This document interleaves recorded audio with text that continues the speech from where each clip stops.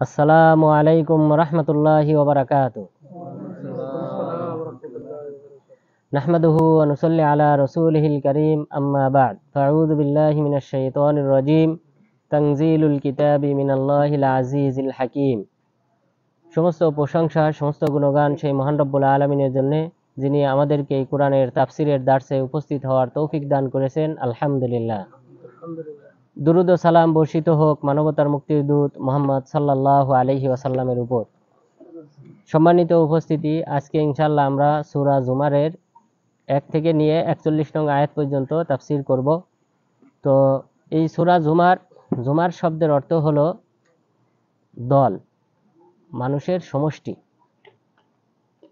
তো এই জুমার শব্দটা এই সূরাতে কয়েক জায়গায় ব্যবহার হয়েছে, এই কারণে এই সূরার নামকরণ করা হয়েছে সূরা জুমার। মহান রব্বুল আলামিন সূরা জুমারের 71 এবং 73 নং আয়াতে এই শব্দ দুটি ব্যবহার করেছেন। ওয়াসিকাল্লাযীনা কাফারু ইলা জাহান্নামা জুমারা, জাহান্নামীদেরকে হাঁকিয়ে নিয়ে যাওয়া হবে দলে দলে জাহান্নামের দিকে। এরপরে আল্লাহ তাআলা জান্নাতীদের ক্ষেত্রেও বলেছেন, ওয়াসিকাল্লাযীনা তাকাউ রাব্বাহুম ইলাল জান্নাতি জুমারা, যারা তাদের রবকে ভয় করে তাদেরকে জান্নাতের দিকে নিয়ে যাওয়া হবে দলে দলে। তো এই দলে দলে শব্দটা, জুমার শব্দের অর্থ হলো দল বা মানুষের সমষ্টি। তো সেই অনুযায়ী এই সূরার নামকরণ করা হয়েছে সূরা জুমার। আর এই সূরা জুমারটা মাক্কি তথা মক্কাতে অবতীর্ণ হয়েছে, সুতরাং এর আলোচ্য বিষয়টা তাওহীদ সংক্রান্ত, রাসূল সাল্লাল্লাহু আলাইহি ওয়াসাল্লামের রিসালাত সংক্রান্ত। রাসূল সাল্লাল্লাহু আলাইহি ওয়াসাল্লামকে যে কোরআন দেওয়া হয়েছে এবং যে তাওহীদের বাণী দিয়ে প্রেরণ করা হয়েছে, এবং এর ফলাফল হিসেবে জান্নাত, এবং যদি কেউ এই রিসালাতকে অস্বীকার করে, কোরআনকে অস্বীকার করে, তাহলে তার ফলাফল জাহান্নাম।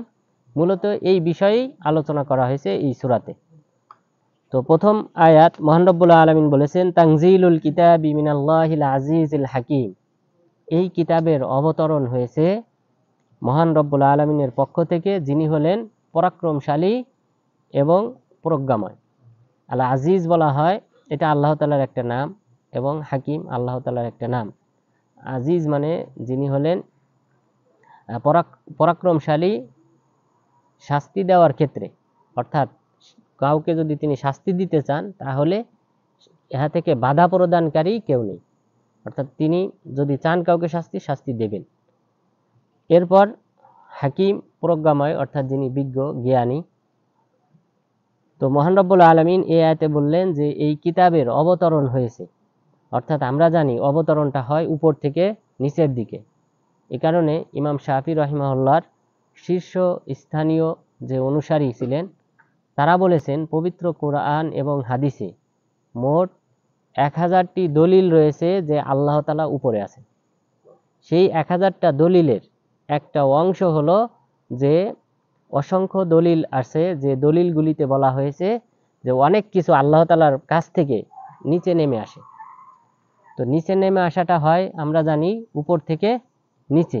তাহলে এই আয়াতে আল্লাহ বললেন যে কোরআন অবতীর্ণ হয়েছে উপর থেকে নিচে, অর্থাৎ আল্লাহ তাআলার থেকে নিচের দিকে অবতীর্ণ হয়েছে। তাহলে আল্লাহ তাআলা আছেন উপরে আসমানে। তাহলে এটা আমাদেরকে স্বীকার করতে হবে, আল্লাহ তাআলা আছেন আসমানে, আল্লাহ তাআলা সব জায়গায় বিরাজমান নন। এই কথাটা কুফরি কথা, এই আকীদা বিশ্বাস করা যাবে না। এটা জাহমিয়াদের আকীদা। জাহাম বিন সফওয়ান প্রথম এই আকীদা পোষণ করেছিল, তখন মুসলিম খলিফা হিশাম বিন আব্দুল মালিক, তখন তিনি তাকে 128 হিজরিতে ফাঁসিতে ঝুলিয়েছিলেন তথা হত্যা করেছিলেন। কারণ মানুষকে হত্যা করা যায় 3টি কারণে। একটা কারণ হলো যদি কেউ মুরতাদ হয়ে যায়, ইসলাম গ্রহণ করার পর যদি মুরতাদ হয়, অথবা যদি কোনো ব্যক্তিকে হত্যা করে, বদলা হিসেবে তাকে হত্যা করা যায়। এরপর তৃতীয় কারণ, যে যদি কোনো ব্যক্তি বিবাহিত হওয়ার পর ব্যভিচারে লিপ্ত হয় তাহলে তাকেও হত্যা করতে হয়, রজম মারতে হয়। জাহাম বিন সফওয়ানের যে অপরাধটা ছিল সেটা ছিল মুরতাদ হয়ে যাওয়া, অর্থাৎ এমন আকীদা পোষণ করেছে যে আকীদার কারণে সে ইসলাম থেকে বের হয়ে গেছে। কিন্তু অথচ সেই আকীদা আমাদের দেশের আলেমদের মুখে মুখে, অর্থাৎ সাধারণ মানুষ তো পরে, আলেমদের মুখে মুখে যে আল্লাহ তাআলা সর্বত্র বিরাজমান। কিন্তু অথচ এই আকীদাটা যে জাহমিয়াদের আকীদা, যাদেরকে আব্দুল্লাহ ইবনুল মুবারক রাহিমাহুল্লাহ, তিনি কিন্তু ইমাম ইমাম আবু হানিফার অনুসারীদের অন্যতম একজন অনুসারী, অর্থাৎ হানাফি মাযহাবের অনুসারী আব্দুল্লাহ ইবনুল মুবারক রাহিমাহুল্লাহ, তিনি এদেরকে কাফের ফতোয়া দিয়েছেন, জাহমিয়াদেরকে, এই আকীদা পোষণ করার কারণে। অথচ বর্তমানে এখন যদি আপনি দেখেন, এই আমাদের হানাফি মাযহাবের আকীদা হয়ে গেছে যে আল্লাহ সর্বত্র বিরাজমান। কিন্তু এটা, এই আকীদা থেকে ইমাম আবু হানিফাও মুক্ত, ইমাম আবু হানিফার অনুসারীরাও মুক্ত। কিন্তু এটা, এই আকীদাটা জাহমিয়াদের আকীদা, সেটা দ্বারা প্রভাবিত হয়েছে আমাদের সমাজ। এর জন্য কিন্তু ইমাম আবু হানিফা দায়ী না এবং ওনার ছাত্ররাও দায়ী না। তো এখানে আল্লাহ তাআলা বললেন তানজিলুল কিতাব, কিতাবের অবতরণটা হয়েছে আল্লাহ তাআলার পক্ষ থেকে, অর্থাৎ উপর থেকে নিচের দিকে হয়েছে অবতরণটা। নাজালা বিহির রূহুল আমিন, আল্লাহ তাআলা অন্য আয়াতে বলেছেন এই কোরআন নিয়ে এসেছেন, অবতরণ করেছেন জিবরিল আলাইহিস সালাম। তাহলে জিবরিল আলাইহিস সালাম অবতরণ করেছেন অর্থাৎ আসমান থেকে নিচের দিকে, তাহলে আল্লাহ তাআলা আছেন আসমানে।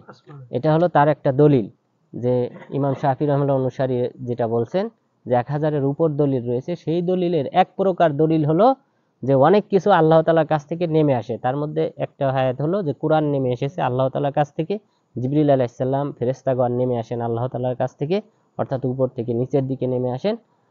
এবং আল্লাহর রহমত, আল্লাহ তাআলা নিজেও নেমে আসেন, ইয়ানজিলু রব্বুনা তাবারাকা ওয়া তাআলা কুল্লা লাইলাতিন ইলাস সামাঈদ দুনিয়া, যে আমাদের রব যখন রাতের 1/2 অর্থাৎ 2 ভাগ অতিক্রম করে, 3 ভাগের 2 ভাগ যখন অতিক্রম করে, তখন আমাদের রব এই প্রথম আসমানে নেমে আসেন, ইয়ানজিল, তাহলে তিনি নেমে আসেন। এখানেও নেমে আসা শব্দ ব্যবহার করা হয়েছে, যার অর্থ হলো উপর থেকে নিচে নেমে আসা।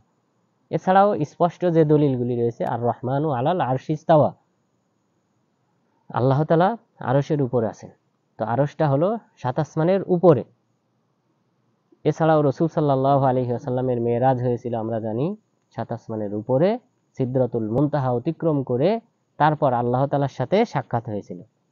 তো আল্লাহ তাআলা উপরে আছেন, 7 আসমানের উপরে আছেন, সর্বত্র বিরাজমান এই কথা বলা যাবে না, কারণ পৃথিবীতে অনেক ময়লার স্থান আছে। এই সব স্থানে যদি আপনাকে বলা হয় যে আপনি বসবাস করেন হাম্মামে, বাথরুমে, এটা কি আপনি মানবেন? তা আল্লাহ তাআলার ক্ষেত্রে কিভাবে এই জাতীয় কথা বলেন? এছাড়াও যদি আপনি বলেন আল্লাহ সর্বত্র বিরাজমান, তার অর্থ হলো আপনিও আল্লাহ, এই যে বস্তু যেগুলি আছেন, জীব জন্তু যা কিছু আছে, মাটি, গাছপালা, তরুলতা, সব কিছু আল্লাহ। এটা হলো হিন্দুদের আকীদা। কারণ সব জায়গায় যদি তিনি বিরাজমান, সব কিছু, তার মানে আল্লাহ মিশে আছেন সব কিছুর সাথে। এটা কাফেরদের আকীদা, হিন্দুদের আকীদা। সুতরাং এই যে আকীদা, এটা থেকে আমাদেরকে অবশ্যই বেরিয়ে আসতে হবে। আল্লাহ তাআলা 7 আসমানের উপরে আছেন, যেটা কোরআন বলেছে, 5টি আয়াতে এই মর্মে বর্ণিত হয়েছে। এছাড়াও মোট প্রায় 300টির উপরে দলিল রয়েছে যে আল্লাহ তাআলা উপরে আছেন বা 7 আসমানের উপরে আছেন। এরপর মহান রব্বুল আলামিন বললেন, ইন্না আনজালনা ইলাইকাল কিতাবা বিল হক, আমি এই কিতাবকে আপনার কাছে অবতীর্ণ করিয়েছি, পাঠিয়েছি, বিল হক, সত্য সহকারে, বিল আদল, ইনসাফ সহকারে আমি এই কোরআনটাকে আপনার কাছে পাঠিয়েছি। ফা'বুদিল্লাহ মুখলিসাল লাহুদ্দিন, সুতরাং আপনি এক আল্লাহর উপাসনা করেন একনিষ্ঠতার সাথে, অর্থাৎ এখানে তার সাথে কাউকে শরীক করা যাবে না। যেহেতু এই কোরআনটা, এই সূরা জুমারটা মক্কা অবতীর্ণ হয়েছে, সুতরাং মক্কায় কিন্তু প্রথম যে 13 বছর পর্যন্ত রাসূল সাল্লাল্লাহু আলাইহি ওয়াসাল্লাম অবস্থান করেছিলেন, এখানে মূল দাওয়াতি কাজই ছিল তাওহীদ। বিশেষ করে প্রথম 10 বছর পর্যন্ত ইবাদত তথা সালাত ফরজ করা হয়নি। সালাত ফরজ করা হয়েছে 10ম হিজরিতে এসে, 10ম বছর, নবুয়তের 10ম বছরে এসে প্রথম যে ইবাদত, ইসলামের 5টি রকনের প্রথম যে রকন বা দ্বিতীয় যে রকন, সেই রকনটা ফরজ করা হয়েছে 10 বছর পরে। আর বাকি যে 10 বছর, এটা ছিল ইসলামের প্রথম যে রকন, তাওহীদ, এক আল্লাহর ইবাদত করতে হবে, সেই মর্মে। সুতরাং এখানে তাওহীদের বাণী বেশি উল্লেখ হয়েছে। এখানে আল্লাহ তাআলা বললেন, ফা'বুদিল্লাহ মুখলিসাল লাহুদ্দিন, আপনি একনিষ্ঠতার সাথে, আনুগত্যের সাথে এক আল্লাহর উপাসনা করেন, অন্যান্য দেবদেবীর পূজা পরিহার করেন। আলা লিল্লাহিদ দীনুল খালিস, জেনে রেখো যে নিশ্চয়ই আল্লাহ তাআলার জন্যই হলো একনিষ্ঠ ধর্ম।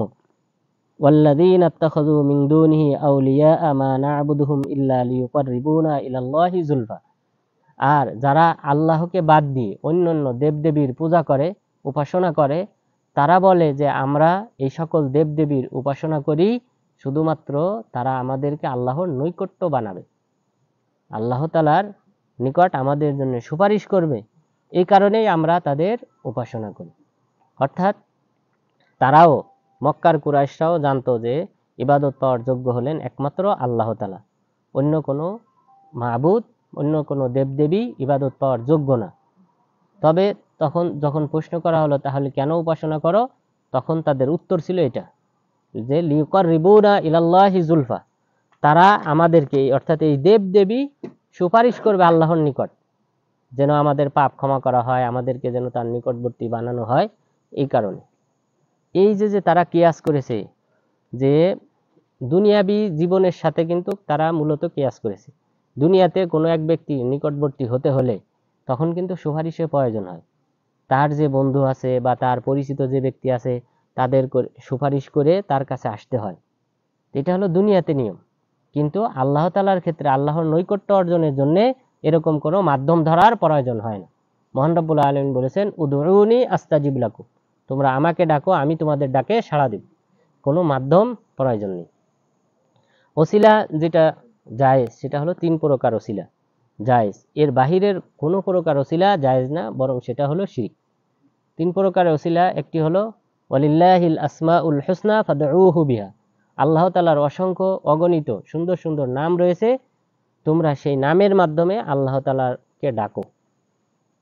তাহলে এখানে আল্লাহ তাআলা নিজেই নির্দেশ দিয়েছে যে আমার সুন্দর নাম আছে, সেই নামের মাধ্যমে আমাকে ডাকো, আমি তোমাদের ডাকে সাড়া দেব, দোয়া কবুল করো। তাহলে দোয়া কবুলের অন্যতম একটা মাধ্যম হলো আল্লাহর যে সকল নাম আছে 99টি বা তার চেয়ে বেশি, সেই নামের মাধ্যমে, যেমন রিজিক, আপনার রিজিক প্রয়োজন, আপনি বলবেন হে আল্লাহ তোমার নাম রাজ্জাক, তোমার রাজ্জাক নামের ওসিলায় আমার রিজিক বৃদ্ধি করে দাও। এরপর আপনার সন্তান দরকার, আপনি বলবেন হে আল্লাহ তোমার নাম ওয়াহাব, দাতা, তো তোমার এই দাতা নামের ওসিলায় তুমি আমাকে সন্তান দান করো। এইভাবে নামের অর্থের সাথে মিল রেখে যে সকল অর্থ বা আমাদের প্রয়োজনীয়তা রয়েছে সেই অনুযায়ী আল্লাহ তাআলাকে ডাকতে হবে, দোয়া করতে হবে, এটা আল্লাহর নির্দেশ দিয়েছে। সুতরাং এই প্রকার ওসিলা জায়েজ। এরপর দ্বিতীয় প্রকার ওসিলা যেটা জায়েজ তা হলো যে আপনার যে ভালো আমল আছে, আপনার যে সকল ভালো আমল আছে সেই ভালো আমলকে ওসিলা করতে পারবে। আপনি রমজান মাসে উমরা করেছেন, রমজান মাসে উমরা করা মানে একটা হজ করার সমান সওয়াব। আপনি এটাকে ওসিলা করতে পারেন যে হে আল্লাহ আমি যে রমজান মাসে উমরা করেছি, এই উমরার ওসিলায় তুমি আমাকে ছেলে সন্তান দান করো, আমার রিজিক বৃদ্ধি করে দাও, এইভাবে দোয়া করতে পারবে। দলিল হলো আপনারা জানেন যে 3 জন ব্যক্তি একটা গুহায় আটকা পড়ে, সেটা হলো দলিল। এরপরে আরেক প্রকার ওসিলা যায়, সেটা হলো সৎ ব্যক্তির কাছে দোয়া চাওয়া। মানে সৎ ব্যক্তিকে আপনি সরাসরি আল্লাহর কাছে দোয়া চাইবেন না, বরং এই সৎ ব্যক্তিকে আপনার সমস্যার কথা বলবেন যে আমার সন্তান হয় না, আপনি আমার জন্য দোয়া করেন। তখন এই ব্যক্তি আপনার নামে দোয়া করবে যে আল্লাহ অমুককে সন্তান দান করো। এই প্রকার ওসিলা জায়েজ। এর বাহিরে অন্য কোনো প্রকার ওসিলা জায়েজ না। এই শেষ নম্বরের যে ওসিলার জায়েজ তার দলিল হলো, আপনারা জানেন ইউসুফ আলাইহিস সালামের ভাইয়েরা যখন ইউসুফ আলাইহিস সালামকে কূপে নিক্ষেপ করলো, নিক্ষেপ করার পর পরবর্তীতে অনেক বছর পর ইউসুফ আলাইহিস সালামের সাথে যখন সাক্ষাৎ হয়, পরিচয় হওয়ার পর তখন তারা তওবা করে, এর আগে তওবা করে নাই। তারা তওবা করেছিল কিভাবে? তারা ইয়াকুব আলাইহিস সালামের কাছে আসলেন, এসে বললেন যে আপনি আমাদের জন্য আল্লাহ তাআলার কাছে ক্ষমা চান, কারণ তিনি নবী, তিনি দোয়া করলে দোয়া কবুল হবে, এবং তারা যে বড় অপরাধ করেছে এই অপরাধ আশা করা যায় ক্ষমা করা হবে। এই কারণে তারা ইয়াকুব আলাইহিস সালামকে বললেন আপনি আমাদের জন্য দোয়া করেন। তখন তিনি দোয়া করলেন, আশা করা যায় আল্লাহ তাআলা তাদেরকে ক্ষমা করবে। তো এই হলো যে যেহেতু ইয়াকুব আলাইহিস সালাম সৎ ব্যক্তি, নবী, উপস্থিত, জীবিত, এই শর্তগুলা খেয়াল রাখতে হবে। সৎ ব্যক্তি হতে হবে, জীবিত হতে হবে, উপস্থিত হতে হবে। এমন না যে অনুপস্থিত আপনি তাকে ওসিলা করে আপনি কি করলেন, দোয়া করলেন, এটা হবে না। বরং উপস্থিত, জীবিত হতে হবে। মৃত হলে তার কাছে তো আর দোয়া চাওয়ারও কোনো সুযোগ থাকে না। সুতরাং এই 3 প্রকার ওসিলার বাহিরে কোনো প্রকার ওসিলা করা জায়েজ নেই। কিন্তু আমাদের এই মদিনাতে যারা হাজিরা আসেন, উমরা করতে আসেন, অনেকেই কি করে রাসূল সাল্লাল্লাহু আলাইহি ওয়াসাল্লামকে ওসিলা করে দোয়া করে যে হায় আল্লাহ রাসূল আপনার ওসিলায় আমাদের পাপ ক্ষমা করেন, আমাদের হজ উমরা কবুল করেন। এইভাবে রাসূল সাল্লাল্লাহু আলাইহি ওয়াসাল্লামকে দোয়ার মধ্যে ওসিলা করে দোয়া করে, এটা সম্পূর্ণ নাজায়েজ, এটা হলো শিরক। এই শিরিকটা হলো এই মক্কার কুরাইশরা যে শিরিক করতো সে একই শিরিক। কারণ তারা এখানে বলেছে লিউকাররিবুনা ইলাল্লাহি যুলফা, যে এই মূর্তি দেবদেবীগুলি আল্লাহ তাআলার নিকট আমাদের জন্য সুপারিশ করবে, আমাদের নৈকট্যশীল বানাবে, এই কারণে আমরা এদের উপাসনা করি, যদিও এরা উপাসনা পাওয়ার যোগ্য না। এই শিরিকটাই হয় এখানে। আর এটা যে শিরিক তার অন্যতম দলিল হলো, আপনারা জানেন উমর ইবনুল খাত্তাব রাদিয়াল্লাহু আনহু যখন তিনি মুসলিম খলিফা হলেন, মুসলিম খলিফা হওয়ার পর তিনি যখন দেখলেন যে দুর্ভিক্ষ তথা বৃষ্টিপাত হয় না, এবং ওনার সময় সবচেয়ে পরিচিত যে দুর্ভিক্ষটা হয় আমুর রমাদ বলা হয়, যে রমাদ মানে হলো ধুলাবালি বালু অর্থাৎ ছাই বিশিষ্ট, অর্থাৎ ওই সময় মানুষ মানুষ খুব সমস্যায় ছিল এবং দুর্ভিক্ষ হয়। তখন তিনি যে দোয়াটা করেছিলেন, যে তিনি দোয়া করলেন যে হে আল্লাহ, আমরা রাসূল সাল্লাল্লাহু আলাইহি ওয়াসাল্লামের সময়ে আমরা তার মাধ্যমে দোয়া করতাম, বৃষ্টিপাত হতো, এখন আমরা তার চাচার মাধ্যমে দোয়া করতেছি। এরপরে আব্বাস রাদিয়াল্লাহু আনহুকে বললেন যে তুমি যাও, এই ইস্তেসকার যে সালাত আছে সালাত আদায় করো, এরপরে দোয়া করো। তিনি আব্বাস রাদিয়াল্লাহু আনহু অর্থাৎ রাসূল সাল্লাল্লাহু আলাইহি ওয়াসাল্লামের চাচা আব্বাস রাদিয়াল্লাহু আনহুর মাধ্যমে আমরা এবার কি করব, দোয়া করব। অর্থাৎ ওনাকে বললেন যে আপনি যান দোয়া করেন, তখন আব্বাস রাদিয়াল্লাহু আনহু দোয়া করলেন, বৃষ্টিপাত হলো। মুয়াবিয়া রাদিয়াল্লাহু আনহুর সময় মুয়াবিয়া রাদিয়াল্লাহু আনহু যখন খলিফা হলেন, তখন তিনি ইয়াজিদ ইবনুল আসওয়াদ তিনি বললেন যে হে আল্লাহ, আমরা আমাদের মাঝে শ্রেষ্ঠ ব্যক্তির মাধ্যমে দোয়া করতেছি, শ্রেষ্ঠ ব্যক্তি। এরপরে বললেন ইয়াজিদ বিন আসওয়াদকে যে তুমি যাও দোয়া করো, সালাতুল ইস্তেসকা নামাজ পড়াও এবং আল্লাহর কাছে বৃষ্টির জন্য দোয়া করো। তিনি দোয়া করলেন, বৃষ্টিপাত হলো। তো শ্রেষ্ঠ ব্যক্তির মাধ্যমে। এখন আমার প্রশ্ন হলো, যদি বর্তমান যুগে যেভাবে ওসিলা করা হয়, যে কবরের পাশে গিয়ে বা অথবা দূর থেকে যে আল্লাহ ওসিলায় আমার রিজিক বৃদ্ধি করে দাও, আমার পাপ ক্ষমা করো, এই কথাটা যে শিরিক, তার দলিল হলো যে ওমর রাদিয়াল্লাহু আনহু এইভাবে দোয়া করা যদি জায়েজ হতো, তাহলে রাসূল সাল্লাল্লাহু আলাইহি ওয়াসাল্লামের চাচার মাধ্যমে দোয়া করাতেন না, বরং বলতেন যে হে আল্লাহ, এখন রাসূল সাল্লাল্লাহু আলাইহি ওয়াসাল্লামের ওসিলায় আমরা বৃষ্টি কামনা করতেছি, তুমি বৃষ্টি দাও, এটা বলতে পারতেন। রাসূল সাল্লাল্লাহু আলাইহি ওয়াসাল্লাম তো পাশেই ছিলেন, এই মসজিদে নববীতেই তো ওমর রাদিয়াল্লাহু আনহু ইমামতি করতেন। তো এখানে সে কথা তিনি বলেন নাই, তিনি বলেছেন জীবিত সৎ ব্যক্তির মাধ্যমে দোয়া করেছেন।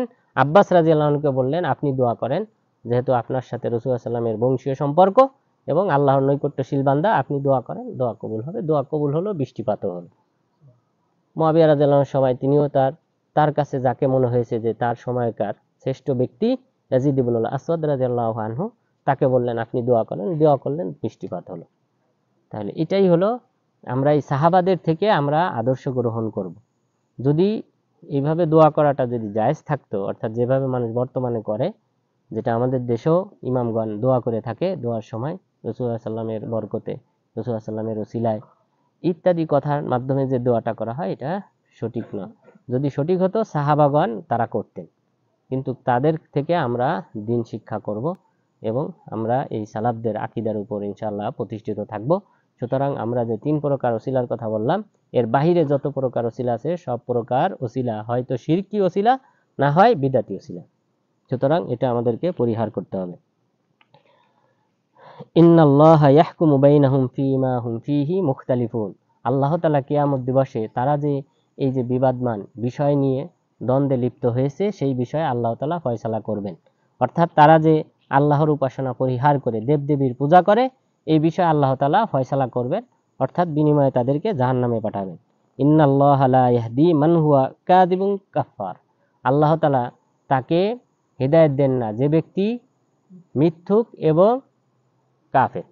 মিথ্যুক এবং কাফের ব্যক্তিকে আল্লাহ তাআলা সৎ পথ দেখান না। লাউ আরাদাল্লাহু আইয়াত্তাখিযা ওয়ালাদা। এখানে তাহলে মিথ্যাটা কি? এখানে তারা আসলে প্রকৃতপক্ষে মক্কার কুরাইশরা কি মিথ্যার আশ্রয় নিয়েছে? অর্থাৎ মিথ্যা দেবদেবীর পূজা তারা করেছে, এই কারণে, এবং দেবদেবীর পূজা করার কারণে তারা কাফের। সুতরাং আল্লাহ তাআলা এই কাফেরদেরকে হিদায়াত দেবেন না। এরপরে আল্লাহ তাআলা যে মক্কার কুরাইশদের পূর্বের মানুষও অনেকে শিরিক করত, তাদের কথা উল্লেখ করলেন। লাউ আরাদাল্লাহু আইয়াত্তাখিযা ওয়ালাদা লাসতাফা মিম্মা ইয়াখলুকু মা ইয়াশাউ, যে আল্লাহ তাআলা যদি চাইতেন কাউকে ছেলে হিসেবে গ্রহণ করবেন, তাহলে তিনি তার সৃষ্টির মধ্য থেকে কাউকে না কাউকে সন্তান হিসেবে বেছে নিতেন। অর্থাৎ আল্লাহ তাআলা যদি চাইতেন, এই আকীদাটা হলো খ্রিস্টানরা এবং ইহুদিরা। খ্রিস্টানরা ঈসা আলাইহিস সালামকে আল্লাহ তাআলার ছেলে বলে দাবি করত। এরপর ইহুদিরা উজাইর আলাইহিস সালামকে তাদের আল্লাহ তাআলার ছেলে বলে তারা দাবি করত। এরপর বানাতুল্লাহ ফেরেশতাদেরকে মেয়ে হিসেবে কারা দাবি করত? কারা? মক্কার মুশরিকরা তারা বলতো যে ফেরেশতারা হলেন আল্লাহ তাআলার মেয়ে। এখন প্রশ্ন হলো, আল্লাহ তাআলার মেয়ে যদি হয় ফেরেশতারা, তাহলে আল্লাহ তাআলার স্ত্রী কারা?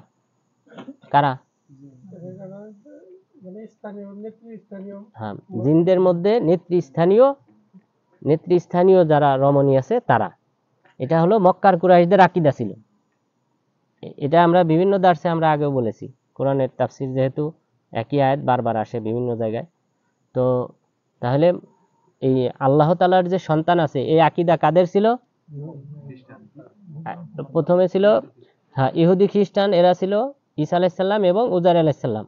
আর মক্কার কুরাইশদের আকীদা ছিল যে ফেরেশতারা হলো আল্লাহ তাআলার মেয়ে, আর জিনেদের মধ্যে সর্দারনি যারা নেতৃস্থানীয় যে সকল রমণী আছে তারা হলো আল্লাহ তাআলার স্ত্রী, নাউজুবিল্লাহ। তো এই আকীদা, তো আল্লাহ তাআলা এখানে কি বললেন? আল্লাহ তাআলা যদি চাইতেন কাউকে সন্তান হিসেবে গ্রহণ করতে, তাহলে তার সৃষ্টির মধ্যে কাউকে না কাউকে চয়ন করতেন, কিন্তু আল্লাহ তাআলা করেন নাই। সুবহানা, আল্লাহ তাআলা হলেন পবিত্র। এই যে আল্লাহ তাআলার নিকট, আল্লাহ তাআলার ক্ষেত্রে যে এই যে সন্তানের নিসবত করা হয়, যে আল্লাহ তাআলার ছেলে আছে ঈসা আলাইহিস সালাম, উজাইর আলাইহিস সালাম, অথবা আল্লাহ তাআলার মেয়ে আছে ফেরেশতারা, অথবা আল্লাহ তাআলার স্ত্রী আছে, এই যে অপবাদগুলি দেওয়া হয়, সুবহানা, আল্লাহ তাআলা হলেন ইহা থেকে পবিত্র, পুত পবিত্র। হুয়াল্লাহুল ওয়াহিদুল কাহ্হার, তিনি হলেন এক, অদ্বিতীয় এবং কাহ্হার, যিনি হলেন কঠোর এবং পরাক্রমশালী। তো এই আয়াতে আল্লাহ তাআলা বললেন ওয়াহিদ, তিনি হলেন একক, তাহলে তার কোনো দ্বিতীয় নেই। তাহলে দ্বিতীয় নাই বলতে কোন দিক থেকে? তার ছেলে নেই, মেয়ে নেই, আবার উপরে পিতা নেই, লাম ইয়ালিদ ওয়া লাম ইউলাদ ওয়া লাম ইয়াকুল লাহু কুফুয়ান আহাদ। তাহলে নিচের বংশধারাও নাই, আবার উপরেরও কেউ নাই।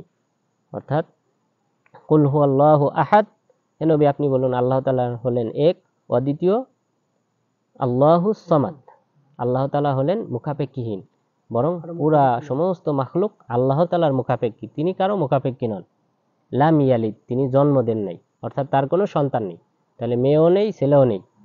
ওয়ালাম ইউলাদ, তাকেও জন্ম দেওয়া হয় নাই, অর্থাৎ তার কোনো পিতা নেই। তাহলে আল্লাহ তাআলা এই যে মক্কার কুরাইশরা, ইহুদি খ্রিস্টানরা যে অপবাদ দিয়েছে, তা থেকে তিনি হলেন পুত পবিত্র। খলাকাস সামাওয়াতি ওয়াল আরদা বিল হক, আল্লাহ তাআলা আসমান জমিন সত্য সহকারে সৃষ্টি করেছেন। ইউকাউবিরুল লাইলা আলান নাহার ওয়া ইউকাউবিরুন নাহারা আলাল লাইল, এটা একটা মহান একটা আয়াত, বিশাল একটা আয়াত, এবং বর্তমান বিজ্ঞানীদের জন্য একটা গবেষণার একটা থিওরি না, বরং থিওরি অনেক সময় মিথ্যা হয়, সত্য হয়, কিন্তু এটা হলো বাস্তব থিওরি, পরীক্ষিত, যে ইউকাউবিরুল লাইলা আলান নাহার, আল্লাহ তাআলা রাতকে দিনের মধ্যে প্রবেশ করান, আচ্ছাদিত করেন, রাতকে দিনের মধ্যে আচ্ছাদিত করেন। ওয়া ইউকাউবিরুন নাহারা আলাল লাইল, এবং দিনকে রাতের মধ্যে আচ্ছাদিত করেন, প্রবেশ করান। অর্থাৎ রাত কখনো বাড়ে আবার কখনো কমে, দিন কখনো বাড়ে আবার দিন কখনো ছোট হয়। এই যে থিওরিটা, এটা থেকে আমরা বুঝতে পারি পৃথিবী গোলাকার, পৃথিবীটা গোলাকার। পৃথিবী যদি গোলাকার না হতো, তাহলে এই পৃথিবীতে এই যে সময়ের আবর্তন হচ্ছে, সময়ের আবর্তন অর্থাৎ দিন বড় হয়, কমে, ছোট হয়, এটা হইতো না। সব সময় কি হইতো? পৃথিবীর এক পৃষ্ঠ সব সময় দিন থাকতো, সব সময় দিন থাকতো এক পৃষ্ঠে, আরেক পৃষ্ঠে সব সময় রাত থাকতো। যদি সমতল হইতো, পৃথিবী যদি গোলাকার না হতো, সমতল হতো, অর্থাৎ এরকম টেবিলের মতো এরকম যদি সমতল হতো, তাহলে এই টেবিলের নিচের অংশে সর্বদা কি থাকতো? রাত থাকতো, অর্থাৎ সূর্যের আলো পৌঁছাতো না, আর এই উপরের অংশে সর্বদা দিন থাকতো। কিন্তু আল্লাহ তাআলা বললেন ইকবিরুল লাইল, অর্থাৎ আবর্তিত করেন, যে কারণে দেখা যায় পৃথিবীর কোথাও না কোথাও রাত হয়, কোথাও না কোথাও দিন হয়। এখান থেকে বোঝা যায় পৃথিবীটা হলো গোলাকার বলাকৃতির মতো, তবে উত্তর মেরু আর দক্ষিণ মেরু এই দুই মেরু কিছুটা সরু লম্বা। তো এই কিন্তু মূলত বলের মতো গোলাকার। গোলাকার হওয়ার কারণে এক সব অংশে কি হয়, এবং পৃথিবীটাও ঘোরে, সূর্যও ঘোরে, চাঁদও ঘোরে, সবাই ঘূর্ণায়মান। এ কারণে বিভিন্ন সময় এই সূর্যের আলোটা পৃথিবীর বিভিন্ন পৃষ্ঠে পৌঁছায়। তো এটা একটা মহান থিওরি যে আল্লাহ তাআলা পৃথিবীকে গোলাকার হিসেবে সৃষ্টি করেছেন, এবং তার দলিল হলো যে এই রাত দিনের যে আবর্তন হয় নিয়মিত, সব কোনো না কোনো অঞ্চলে রাত থাকে, দিন থাকে। তো এটা হলো তার অন্যতম দলিল। এরপর ওয়াসাখখারা আশ-শামসা ওয়াল কমার, আল্লাহ তাআলা চন্দ্র এবং সূর্যকে অধীনস্থ করেছেন, অর্থাৎ নিয়মতান্ত্রিক চলার একটা বিধান নির্ধারণ করে দিয়েছেন। এখানে দেখেন সাখখারা আশ-শামসা ওয়াল কমার, চন্দ্র এবং সূর্যকে তোমাদের অধীনস্থ করে দিয়েছেন। প্রথমে আগে আলোচনা করা হলো দিন এবং রাতের সম্পর্কে, এরপরে বলা হলো চন্দ্র সূর্যকে তোমাদের অধীনস্থ করে দেওয়া হয়েছে, অর্থাৎ যার মাধ্যমে আমরা লিতাআলামু আদাদাস সিনি ওয়াল হিসাব, যে বছরের গণনা যেন তোমরা জানতে পারো এই কারণে, এবং হজ কখন হবে এগুলা যেন আমরা জানতে পারি এই কারণে আল্লাহ তাআলা বললেন চন্দ্র সূর্যকে, অর্থাৎ চন্দ্র সূর্যের সাথেই কিন্তু সম্পর্ক এই রাত দিনের আবর্তনের।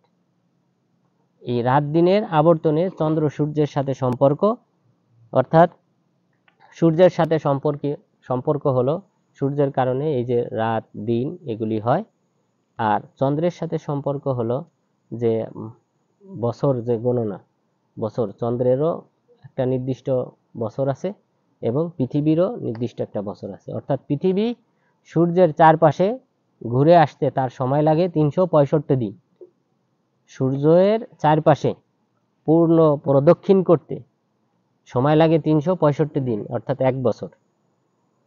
আর চন্দ্রের পুরা পৃথিবীর চারপাশে ঘুরে আসতে সময় লাগে 354 দিন অথবা 55 দিন, অর্থাৎ 9 দিন বা 10 দিন কম সূর্যের তুলনায়। তাহলে সূর্যে চন্দ্রের হিসাবে বছর হয়, অর্থাৎ আমরা যে হিজরি হিসাব করি, আরবি হিসাব, এটাতে 354 দিন অথবা 55 দিনে একটা বছর হয়। এরপর পৃথিবী যে সূর্যের চারপাশে ঘুরে আসে 365 দিনে একটা বছর হয়। তো এখানে এর সাথে সম্পর্ক রয়েছে, এই কারণে আল্লাহ তাআলা চন্দ্র সূর্যের কথা উল্লেখ করেছেন। এরপরে বললেন কুল্লু ইয়াজরি লি আজালিম মুসাম্মা, প্রত্যেকে এই চন্দ্র সূর্য প্রত্যেকেই চলমান, ঘূর্ণায়মান, লি আজালিম মুসাম্মা, একটা নির্দিষ্ট সময়কাল পর্যন্ত, অর্থাৎ একটা সময় আসবে কিয়ামত হয়ে যাবে, এদের এই চলমান, এই যে বর্তমান যে চন্দ্র সূর্য ঘূর্ণায়মান, এটা থাকবে না। আল্লাহ তাআলা বললেন ওয়াজুমিয়া শামসু ওয়াল কমার, চন্দ্র সূর্যকে একাকার করা হবে, একাকার করে ফেলা হবে, অর্থাৎ কিয়ামত দিবসে চন্দ্র ছোট, অর্থাৎ পৃথিবীর 50 ভাগের 1 ভাগ, পৃথিবীর চেয়েও ছোট চন্দ্র।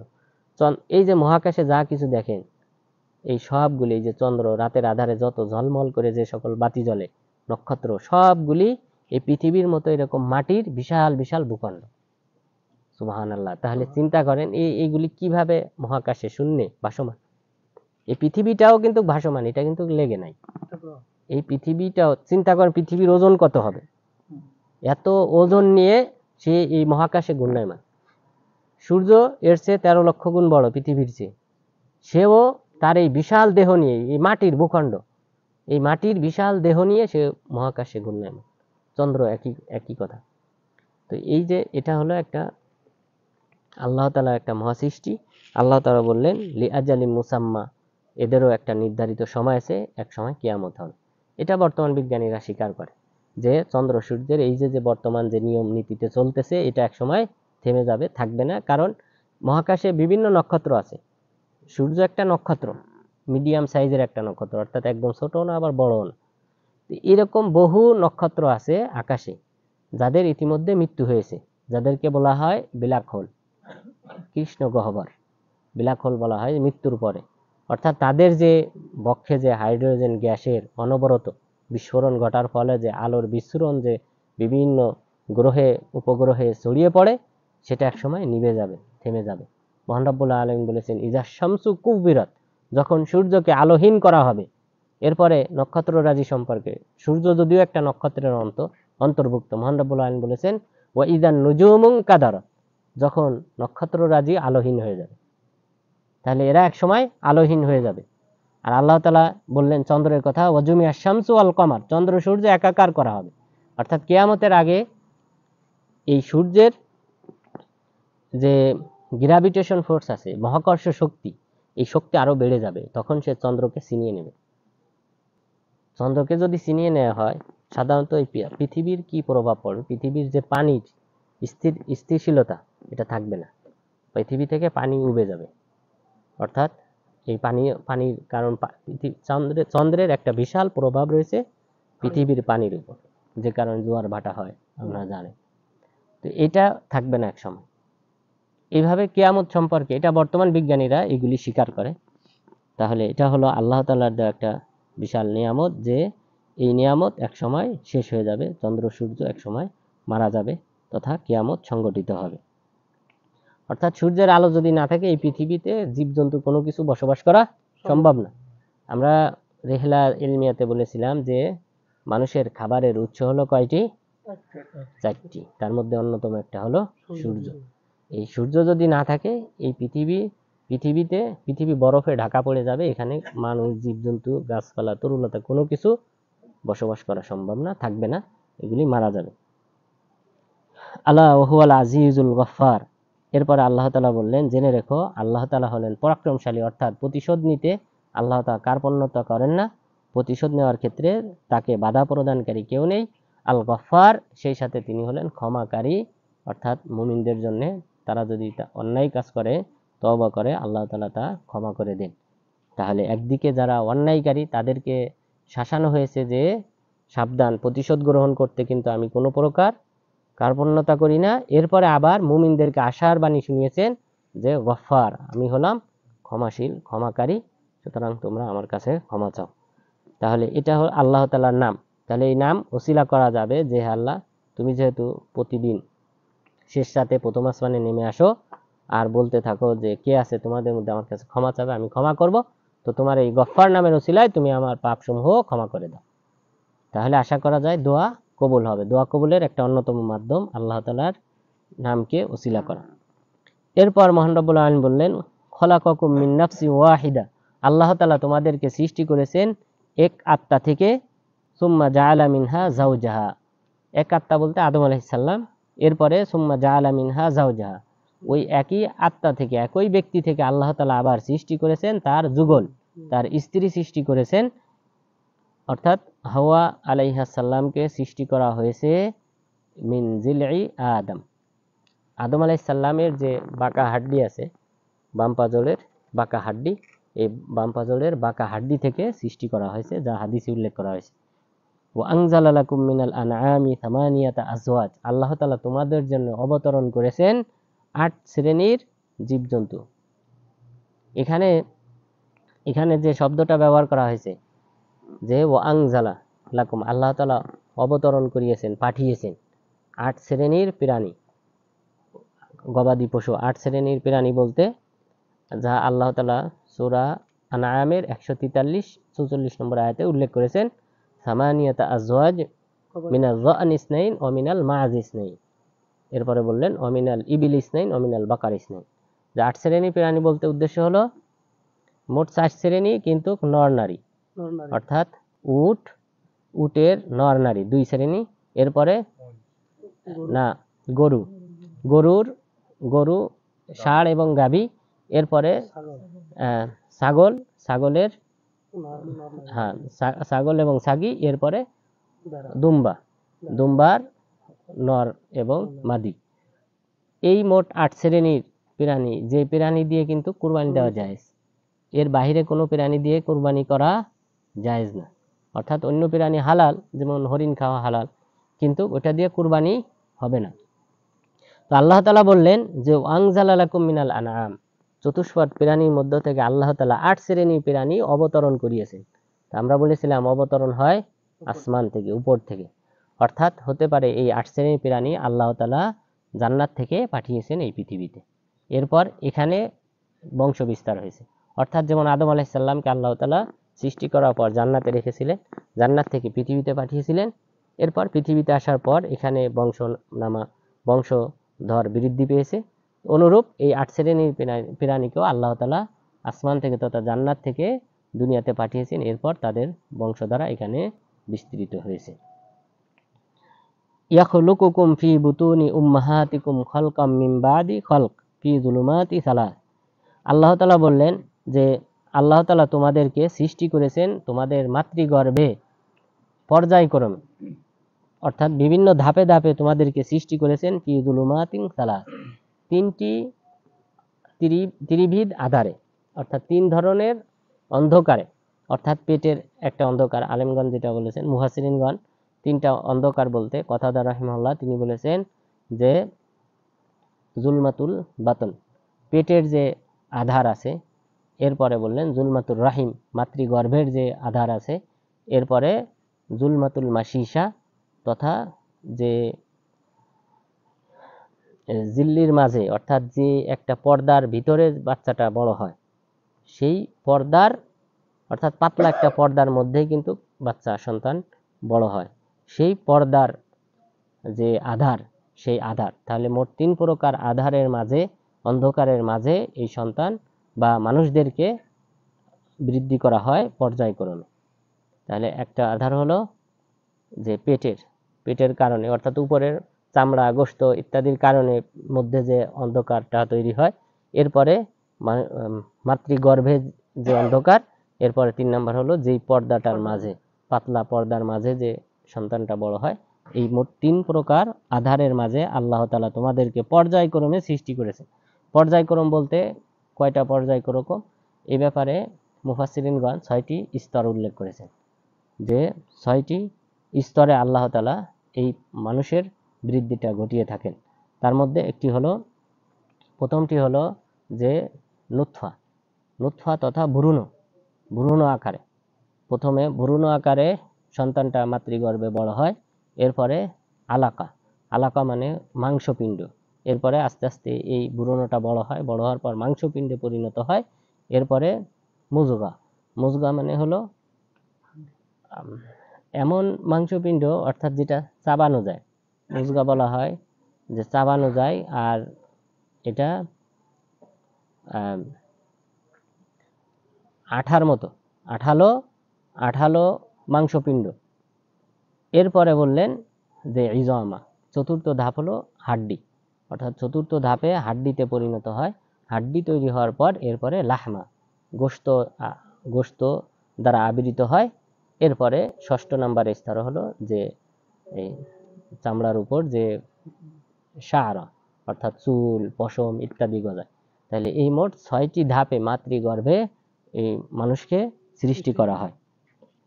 যালিকুমুল্লাহু রাব্বুকুম লাহুল মুলকু লা ইলাহা ইল্লাহু, তিনি হলেন তোমাদের রব এবং লাহুল মুলকু, তার জন্যই পৃথিবীর রাজত্ব, লা ইলাহা ইল্লাহু, তিনি ব্যতীত সত্য কোনো মাবুদ নেই। ফা আন্না তুসরাফুন, সুতরাং তোমরা কিভাবে আল্লাহকে বাদ দিয়ে, আল্লাহর ইবাদত বাদ দিয়ে অন্য দেবদেবীর উপাসনা করো। অর্থাৎ আল্লাহ তাআলাই তোমাদেরকে সৃষ্টি করেন মাতৃগর্ভে, 3 প্রকার আধারে রেখে বিভিন্ন ধাপে ধাপে সৃষ্টি করেন। আর তোমাদের সৃষ্টির সূচনা শুরু হয়েছে আদম আলাইহিস সালামের মাধ্যমে, হাওয়া আলাইহিস সালামের মাধ্যমে। এরপরেও কেন তোমরা আল্লাহ তাআলাকে বাদ দিয়ে অন্য দেবদেবীর পূজা করো? ইন তাকফুরু ফা ইন্নাল্লাহা গনিয়্যুন আনকুম, যদি তোমরা আল্লাহ তাআলার নিয়ামতের অকৃতজ্ঞতা করো তাহলে জেনে রেখো আল্লাহ তাআলা তোমাদের মুখাপেক্ষী নন। ওয়ালা ইয়ারদা লি ইবাদিহিল কুফর, আল্লাহ তাআলা পছন্দ করেন না তার বান্দারা তার সাথে কুফরি করুক, এটা তিনি পছন্দ করেন না। ওয়া ইন তাশকুরু ইয়ারদাহু লাকুম, আর তোমরা যদি আল্লাহ তাআলার কৃতজ্ঞতা আদায় করো এটা তিনি পছন্দ করেন। অর্থাৎ আল্লাহ চান তোমরা আল্লাহর শুকরিয়া আদায় করো। ওয়ালা তাজিরু ওয়াজিরাতুন বিজরা উখরা, কোনো ব্যক্তি অন্য ব্যক্তির পাপের বোঝা বহন করবে না। অর্থাৎ কিয়ামত দিবসে কেউ কারো পাপের বোঝা বহন করবে না। নিকটাত্মীয় হলেও মানুষ সবাই ইয়াউমা ইয়াফিরুল মারউ মিন আখি ওয়া উম্মিহি ওয়া আবি ওয়া সাহিবাতিহি ওয়া বানি, যে সেদিন কিয়ামত দিবসে ভাই তার ভাই থেকে এবং ছেলে তার বাবা থেকে, এরপর স্ত্রী তার স্বামী থেকে পলায়ন করবে, কেউ কারো দিকে ফিরে তাকাবে না। অর্থাৎ কিয়ামত দিবসে সবাইকে যার যার যার কৃত কর্মের ফল বহন করতে হবে। তুম্মা ইলা রব্বিকুম মারজিউকুম ফায়ুনাব্বিউকুম বিমা কুনতুম তা'মালুন। এরপর তোমাদের সবার প্রত্যাবর্তন হবে আল্লাহ তাআলার নিকট, তোমাদের রবের নিকট, এবং তিনি তোমাদের কৃত কর্ম সম্পর্কে অবহিত করবেন, জানিয়ে দিবেন। অর্থাৎ কে কি আমলনামা করেছে আমাদের সবার সাথে আমাদের জানা আছে। প্রত্যেকের সাথে কতজন ফেরেশতা আছে? 4 জন। 4 জন ফেরেশতা আছে প্রত্যেকের সাথে। একজন ভালো আমলনামা লিপিবদ্ধ করেন, আরেকজন খারাপ আমলনামা লিপিবদ্ধ করেন। তাদেরকে বলা হয় কিরামান কাতিবিন, সম্মানিত লেখক বৃন্দ, ফেরেশতা বৃন্দ তারা। এরপরে আছে হাফাজা, মানে রক্ষা করার জন্য, মানুষের নিরাপত্তার জন্য সামনে থেকে এবং পিছন থেকে নিরাপত্তার জন্য 2 জন ফেরেশতা আছে। মোট 4 জন ফেরেশতা আছে। তো কিয়ামত দিবসে এই ফেরেশতারা যারা এই যে লিপিবদ্ধ করে আমলনামা, তারা এই আমলনামার দফতর সহ কি করবে? উপস্থাপন করবেন। ফেরেশতারা আপনার বিপক্ষে সাক্ষী হবে এবং আপনার আমলনামাও আপনার বিপক্ষে সাক্ষী। সুতরাং সেই দিন ইহা থেকে রক্ষা পাওয়া যাবে না। এই কারণে ফেরেশতাদের প্রতি ঈমান আনয়ন করা ঈমানের 6টি রকমের অন্যতম একটা রকম। এটার উপকারিতা হলো এইটা, যে আমি আপনি যখন মনে করব প্রত্যেক কাজের শুরুতে যে আমি যে ভালো কাজ করতেছি, ফেরেশতা দেখতেছেন, লিপিবদ্ধ করে রাখতেছেন, অর্থাৎ আমি ইয়াকিন নিশ্চিত রয়েছি যে আমার এই ভালো আমলের ফলাফল ইনশাআল্লাহ আল্লাহ তাআলা আমাকে দেবেন, এটা বিফলে যাবে না। এটা আপনি দৃঢ় ইয়াকিনের সাথে বিশ্বাস করবেন যে ফেরেশতা আছে, লিপিবদ্ধ করতেছে। অনুরূপভাবে যখন খারাপ আমল করবেন তখন আপনিও চিন্তা করবেন যে আমি এই খারাপ আমল করলে ফেরেশতা লিপিবদ্ধ করে রাখবে, পরকালে এর বিনিময়ে শাস্তি দেওয়া হবে। সুতরাং আল্লাহ তাআলা আমাদের সামনে একটা আয়াত আসবে, আল্লাহ তাআলা এই পরকালকে, জাহান্নামের শাস্তিকে ভয় দেখিয়েছেন বান্দাদেরকে, যেটা উল্লেখ করেছেন। তো আমাদের এগুলি মনে রাখতে হবে। অর্থাৎ এই সকল তাফসিরের দার্সের ফায়দাই হলো, উপকারিতা হলো আমাদের নিজেদের আমল, নিজেদের আকীদা, নিজেদের চিন্তাধারা পরিবর্তন করার অন্যতম একটা মাধ্যম। কোরআনেই কিন্তু আকীদার যত দলিল প্রয়োজন সব দলিল প্রায় কোরআনের আয়াতে আছে। অর্থাৎ অন্যান্য বিষয়গুলি জানার ক্ষেত্রে কিন্তু কোরআনের আয়াতের চেয়ে হাদিসের প্রয়োজন অনেক সময় বেশি প্রয়োজন হয়। কিন্তু আকীদার ক্ষেত্রে, তাওহীদের ক্ষেত্রে এবং ঈমান সম্পর্কিত যে সকল আলোচনা রয়েছে সবগুলির ক্ষেত্রে পবিত্র কোরআনে এর দলিল সবচেয়ে বেশি উল্লেখ করা হয়েছে। অর্থাৎ হাদিসের চেয়ে বেশি দলিল উল্লেখ হয়েছে কোরআনে তাওহীদ সংক্রান্ত, ঈমান সংক্রান্ত বিষয়। তো সুতরাং আমাদের এই তাফসিরের দাস থেকে এই বিষয়গুলি অবশ্যই আমাদের অন্তরে ধারণ রাখতে হবে এবং আমাদের সর্বদা মনে রাখতে হবে এবং সেই অনুযায়ী নিজেদের ঈমান এবং আমলে পরিবর্তন আনতে হবে। এরপর আল্লাহ তাআলা বললেন ইন্নাহু আলিমুম বিযাতিস সুদূর। এটাও আরেকটা, যেমন আমরা বললাম ফেরেশতারা কি করতেছেন? লিপিবদ্ধ করে রাখতেছেন। আল্লাহ তাআলা বললেন ইন্নাহু আলিমুম বিযাতিস সুদূর, আল্লাহ তাআলা জানেন, তিনি অন্তর্যামী, তোমাদের অন্তরে কি আছে সেটা তিনি জানেন। অর্থাৎ যখন আমি কোনো কাজ করতে যাব, ভালো কাজ বা অন্যায় কাজ, উভয় ক্ষেত্রে যখন মনে করব যে আমার অন্তরে যে বিষয়টা উদিত হয়েছে, অর্থাৎ আমি কাউকে বলি নাই, মানুষ কিন্তু মুখে উচ্চারণ না করা পর্যন্ত সেটার কারণে আল্লাহ তাআলা তাকে পাকড়াও করবেন না।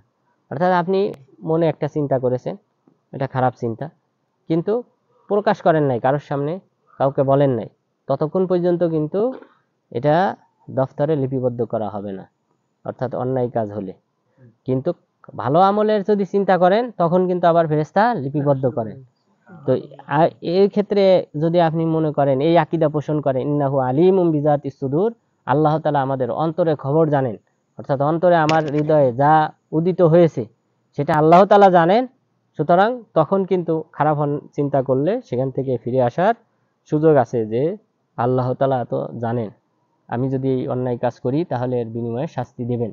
সুতরাং এই ঈমান, বিশ্বাস যে আল্লাহ তাআলা আমাদের অন্তরের খবর সহ জানেন, সুতরাং ইহা থেকে আমাদের অন্তরকেও পরিশুদ্ধ করার একটা অন্যতম একটা উপায়, যে মনে রাখা যে আল্লাহ তাআলা আমাদের অন্তরের খবর রাখেন। وَإِذَا مَسَّ الْإِنسَانَ ضُرٌّ دَعَا رَبَّهُ مُنِيبًا إِلَيْهِ ثُمَّ إِذَا خَوَّلَهُ نِعْمَةً مِنْهُ نَسِيَ مَا كَانَ يَدْعُو إِلَيْهِ مِنْ قَبْلُ। এখানে আল্লাহ তাআলা একটা স্বভাবের কথা উল্লেখ করেছেন। এই স্বভাবটা আমাদের মাঝেও আছে, মক্কার কুরাইশদের মাঝেও ছিল, যে ইযা মাসাল ইনসানা দুর, মানুষকে যখন কোনো কষ্ট বেদনা পেয়ে বসে তখন দাআ রব্বাহু মুনিবান ইলাই, তখন তার রবকে সে ডাকে একনিষ্ঠভাবে, তার অভিমুখী হয়ে। সুম্মা ইদা খাওয়ালাহু নি'মাতাম মিন, যখন আল্লাহ তাআলা তার এই কষ্ট দূর করে দিয়ে নিয়ামত প্রদান করেন, তখন নাসিয়া মা কানা ইয়াদউ ইলাইহি মিন ক্বাবল, ইতিপূর্বে সে যে তার রবকে ডেকেছিল সেই দোয়া করাটা সে ভুলে যায়। অর্থাৎ এরপরে ওয়াজআলা লিল্লাহি আনদাদা, আল্লাহ তাআলার সাথে শিরক করতে শুরু করে। অর্থাৎ এই যে যে পরের অংশ, এটা কিন্তু মক্কার কুরাইশদের সাথে সম্পর্কিত, অর্থাৎ আমাদের সাথে সম্পর্কিত না। যে মক্কার কুরাইশরা তারা বিপদে যখন পড়তো, বিশেষ করে নৌকা তথা সমুদ্র পথে যখন সফর করত, তখন তারা বিপদে পড়লে, অর্থাৎ ঝঞ্ঝাবায়ু যখন শুরু হতো, ঝড় শুরু হতো, তখন তারা সব দেবদেবী সমুদ্রে নিক্ষেপ করত। নিক্ষেপ করার পর তারা বলতো যে এই মুহূর্তে বিপদ থেকে রক্ষাকারী হলেন একমাত্র আল্লাহ তাআলা, সুতরাং তোমরা আল্লাহ তাআলার কাছে দোয়া করো। এরপর আল্লাহ তাআলা যখন তাদের দোয়া কবুল করে নিরাপদে তাদের এই তীরে ভিড়ার তৌফিক দিতেন, তীরে ভিড়ার পর থেকে আবার তারা যে দেবদেবীর পূজা করত, সেই দেবদেবীর পূজায় ফিরে যেত। সুতরাং আল্লাহ তাআলা এই স্বভাবটার কথা উল্লেখ করেছেন এখানে। এরপর আপনারা জানেন মক্কার কুরাইশদের মধ্যে থেকে রাসূল সাল্লাল্লাহু আলাইহি ওয়াসাল্লাম মক্কা বিজয়ের সময় 4 ব্যক্তিকে বলেছিলেন এদের ক্ষমা নেই, এদেরকে যেখানে পাবা, কাবা ঘরের মধ্যেও যদি পাও তবুও তোমরা তাকে হত্যা করো। 4 জন ব্যক্তির মধ্যে একজন ছিল ইকরিমা ইবনে আবি জাহেল, আবু জাহেলের ছেলে ইকরিমা। ইকরিমা কি করলো, রাসূল সাল্লাল্লাহু আলাইহি সাল্লাম মক্কায় প্রবেশের পর তিনি কি করলেন, মক্কা ছেড়ে চলে গেলেন। সমুদ্র পথে যখন বের হলেন, রওনা দিলেন, তখন এরকম ঝড় শুরু হয়। ঝড় শুরু হওয়ার পর দেখলেন যে সবাই তাদের যে সকল মূর্তি ছিল, সব মূর্তি, তারা ছোট ছোট মূর্তি রাখতো তাদের সফরের সময়, সেই মূর্তিগুলি তারা পূজা করত, উপাসনা করত, সেগুলি সব সমুদ্রে নিক্ষেপ করে এক আল্লাহ তাআলার কাছে দোয়া করতেছে। তখন সে বলল যে এই এক আল্লাহর ইবাদত করার জন্যই তো রাসূল সাল্লাল্লাহু আলাইহি ওয়াসাল্লাম আমাদেরকে আহ্বান করেন, তাহলে কেন আমি সেই এক আল্লাহর উপাসনা থেকে আমি দূরে সরে যাব, পালিয়ে যাব?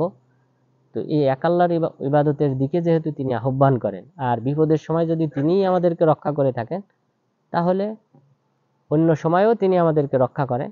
সুতরাং তিনি কি করলেন, এই সফর থেকে ফিরে এসে মক্কায় এসে রাসূল সাল্লাল্লাহু আলাইহি ওয়াসাল্লামের হাতে বায়াত করলেন, ইসলাম গ্রহণ করলেন। এটা ছিল তার একটা ইসলাম গ্রহণের অন্যতম কারণ, যে মক্কার কুরাইশদের মধ্যে এই স্বভাবটা ছিল যে বিপদে পড়লে তখন তারা আল্লাহ তাআলার কাছে ইবাদত করত। এখানে যে বলা হলো দুররুন, দুররুন শব্দের দুটি অর্থ। একটা অর্থ হলো যে মানুষের যে শারীরিক সমস্যা, অর্থাৎ রোগ ব্যাধি, এই রোগ ব্যাধি দ্বারা যখন আক্রান্ত হতো। আরেকটি অর্থ হলো শিদ্দাতুন ফিল মাঈশা, অর্থাৎ মানুষের যে আর্থিক সমস্যা, আর্থিক সমস্যায় যখন পড়তো অথবা যখন তাদের বিভিন্ন রোগে আক্রান্ত হতো, তখন তারা এক আল্লাহ তাআলার অভিমুখী হয়ে দোয়া করত।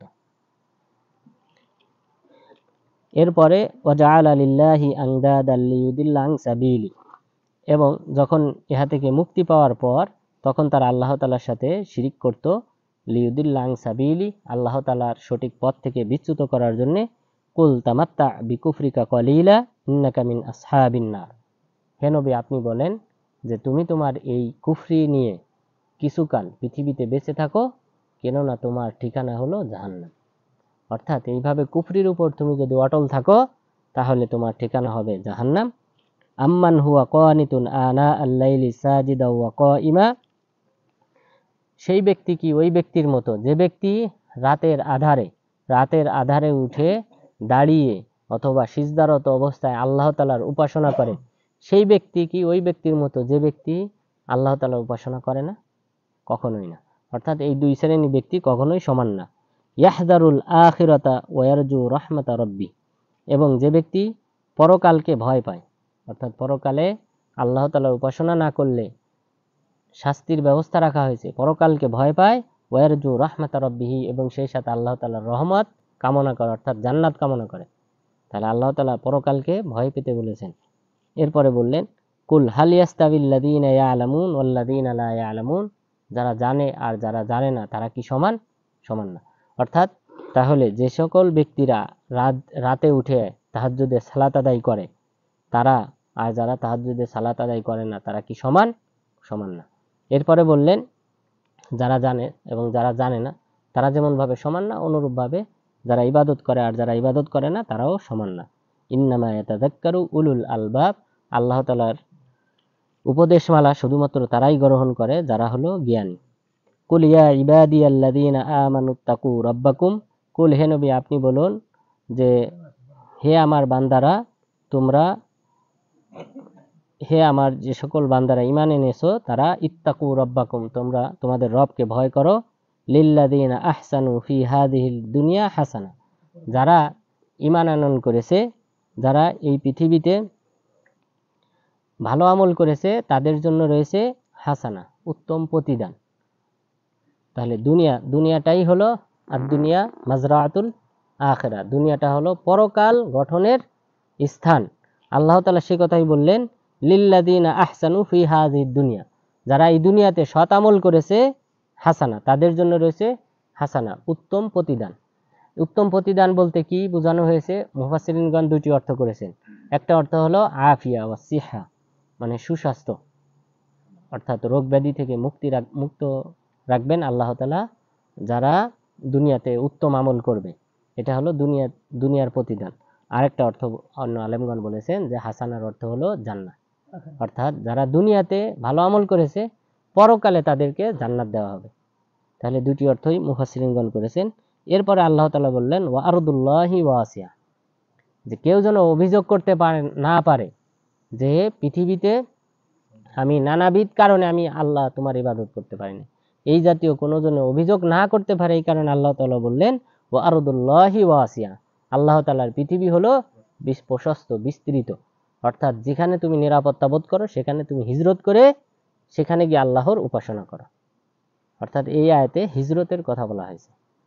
হিজরত যদি কোনো ব্যক্তি করে আল্লাহ তাআলা তার পূর্বের সমস্ত গুনাহ ক্ষমা করে দেন, অর্থাৎ হজ করলে যেমন ভাবে বান্দা নিষ্পাপ হয় অনুরূপ নিষ্পাপ বানিয়ে দেন আল্লাহ তাআলা।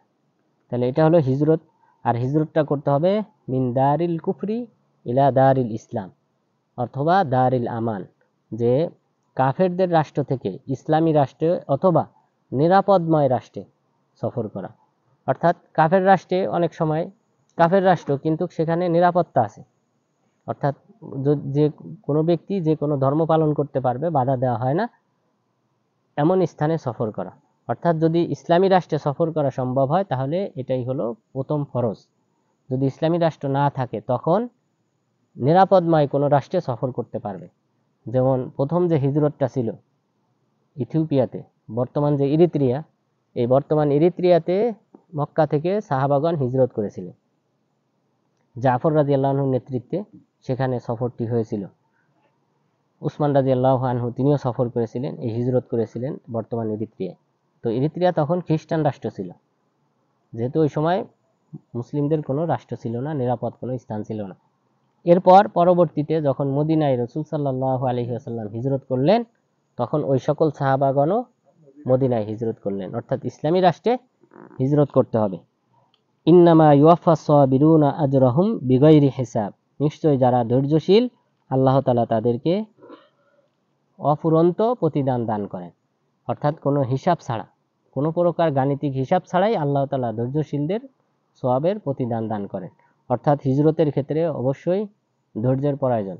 কাফের রাষ্ট্র থেকে হিজরত করলে তার মানে আপনার সমস্ত সম্পদ ওই কাফের রাষ্ট্রে থেকে গেল, আপনার যে স্থাবর সম্পত্তি ছিল সব ওই রাষ্ট্রেই থেকে গেল, সবগুলি রেখেই আপনাকে হিজরত করতে হয়। অনেক সময় স্ত্রী ছেলে মেয়ে ছাড়াই সাহাবাগণ কি করেছেন? হিজরত করতে হয়েছে, অর্থাৎ সব কিছু ছেড়ে হিজরত করার প্রয়োজন হয়। তো এই বিশাল ধৈর্য ধারণ ত্যাগ তিতিক্ষা করলে আল্লাহ তাআলা তাকে অফুরন্ত প্রতিদান দান করবেন।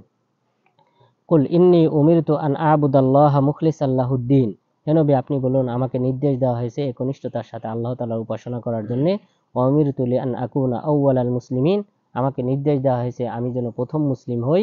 কুল ইন্নী আখাফু ইন আসাইতু রাব্বি, প্রথম মুসলিম হই বলতে উম্মতে মুহাম্মাদির মধ্যে আমি যেন প্রথম ব্যক্তি হই যিনি আল্লাহর উপাসনা করবে, আল্লাহর বিধান মেনে চলবে। তা না হলে রাসূল সাল্লাল্লাহু আলাইহি ওয়াসাল্লামের পূর্বেও মুসলিম ছিল, অর্থাৎ পূর্ববর্তী নবীগণ তাদের উম্মত তারাও মুসলিম। কুল ইন্নী আখাফু ইন আসাইতু রব্বি আযাবা ইয়াউমিন আযীম।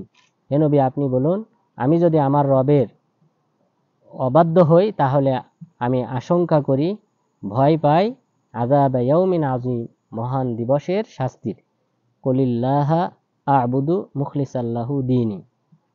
হে নবী আপনি বলুন, আমি আমার রবের ইবাদত করব আনুগত্য সহকারে, একনিষ্ঠতার সাথে তার উপাসনা করব। ফা'বুদু মা শি'তুম মিন দুনি, সুতরাং তোমরা আল্লাহকে বাদ দিয়ে যাকে মন চায় তার উপাসনা করো। কুল ইন্নাল খাসিরিনা আল্লাযীনা খাসিরু আনফুসাহুম ওয়া আহলিহিম ইয়াউমাল কিয়ামা, প্রকৃত ক্ষতিগ্রস্ত তো তারাই যারা নিজেরা এবং নিজেদের পরিবারকে ক্ষতিগ্রস্তের মধ্যে ফেলবে কিয়ামত দিবসে। অর্থাৎ কিয়ামত দিবসে যদি কেউ মুক্তি না পায় তাহলে এটাই তো সবচেয়ে বড়, আলা যালিকা হুয়াল খুসরানুল মুবিন, জেনে রাখো এটাই হলো সবচেয়ে বড় স্পষ্ট ক্ষতিগ্রস্ত। লাহুম মিন ফাওকিহিম যুলালুম মিনান নার ওয়া মিন তাহতিহিম যুলাল, তাদের জন্য কিয়ামত দিবসে থাকবে যুলালুম মিনান নার, জাহান্নামের আগুনের ছায়া। এরপরে বললেন ওয়া মিন তাহতিহিম যুলাল, তাহলে উপরে থাকবে আগুনের ছায়া, এরপর নিচে থাকবে আগুনের ছায়া।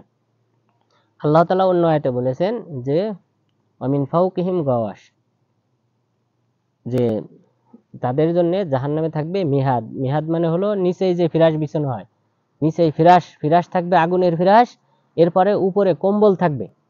মিন ফাওকিহিম গাওয়াশ, গাওয়াশ মানে কম্বল জাতীয়, অর্থাৎ যেটা দিয়ে পুরো শরীর ঢেকে নেওয়া হবে, এমন আগুনের কম্বল থাকবে। তাহলে নিচে থাকবে ফিরাশ, আগুনের ফিরাশ, আর উপরেও থাকবে আগুনের কম্বল। তাহলে সেই কথাই আল্লাহ তাআলা বললেন মিন ফাওকিহিম যুলালুম মিনান নার, উপরে থাকবে আগুনের ছায়া আর নিচেও থাকবে আগুনের ছায়া।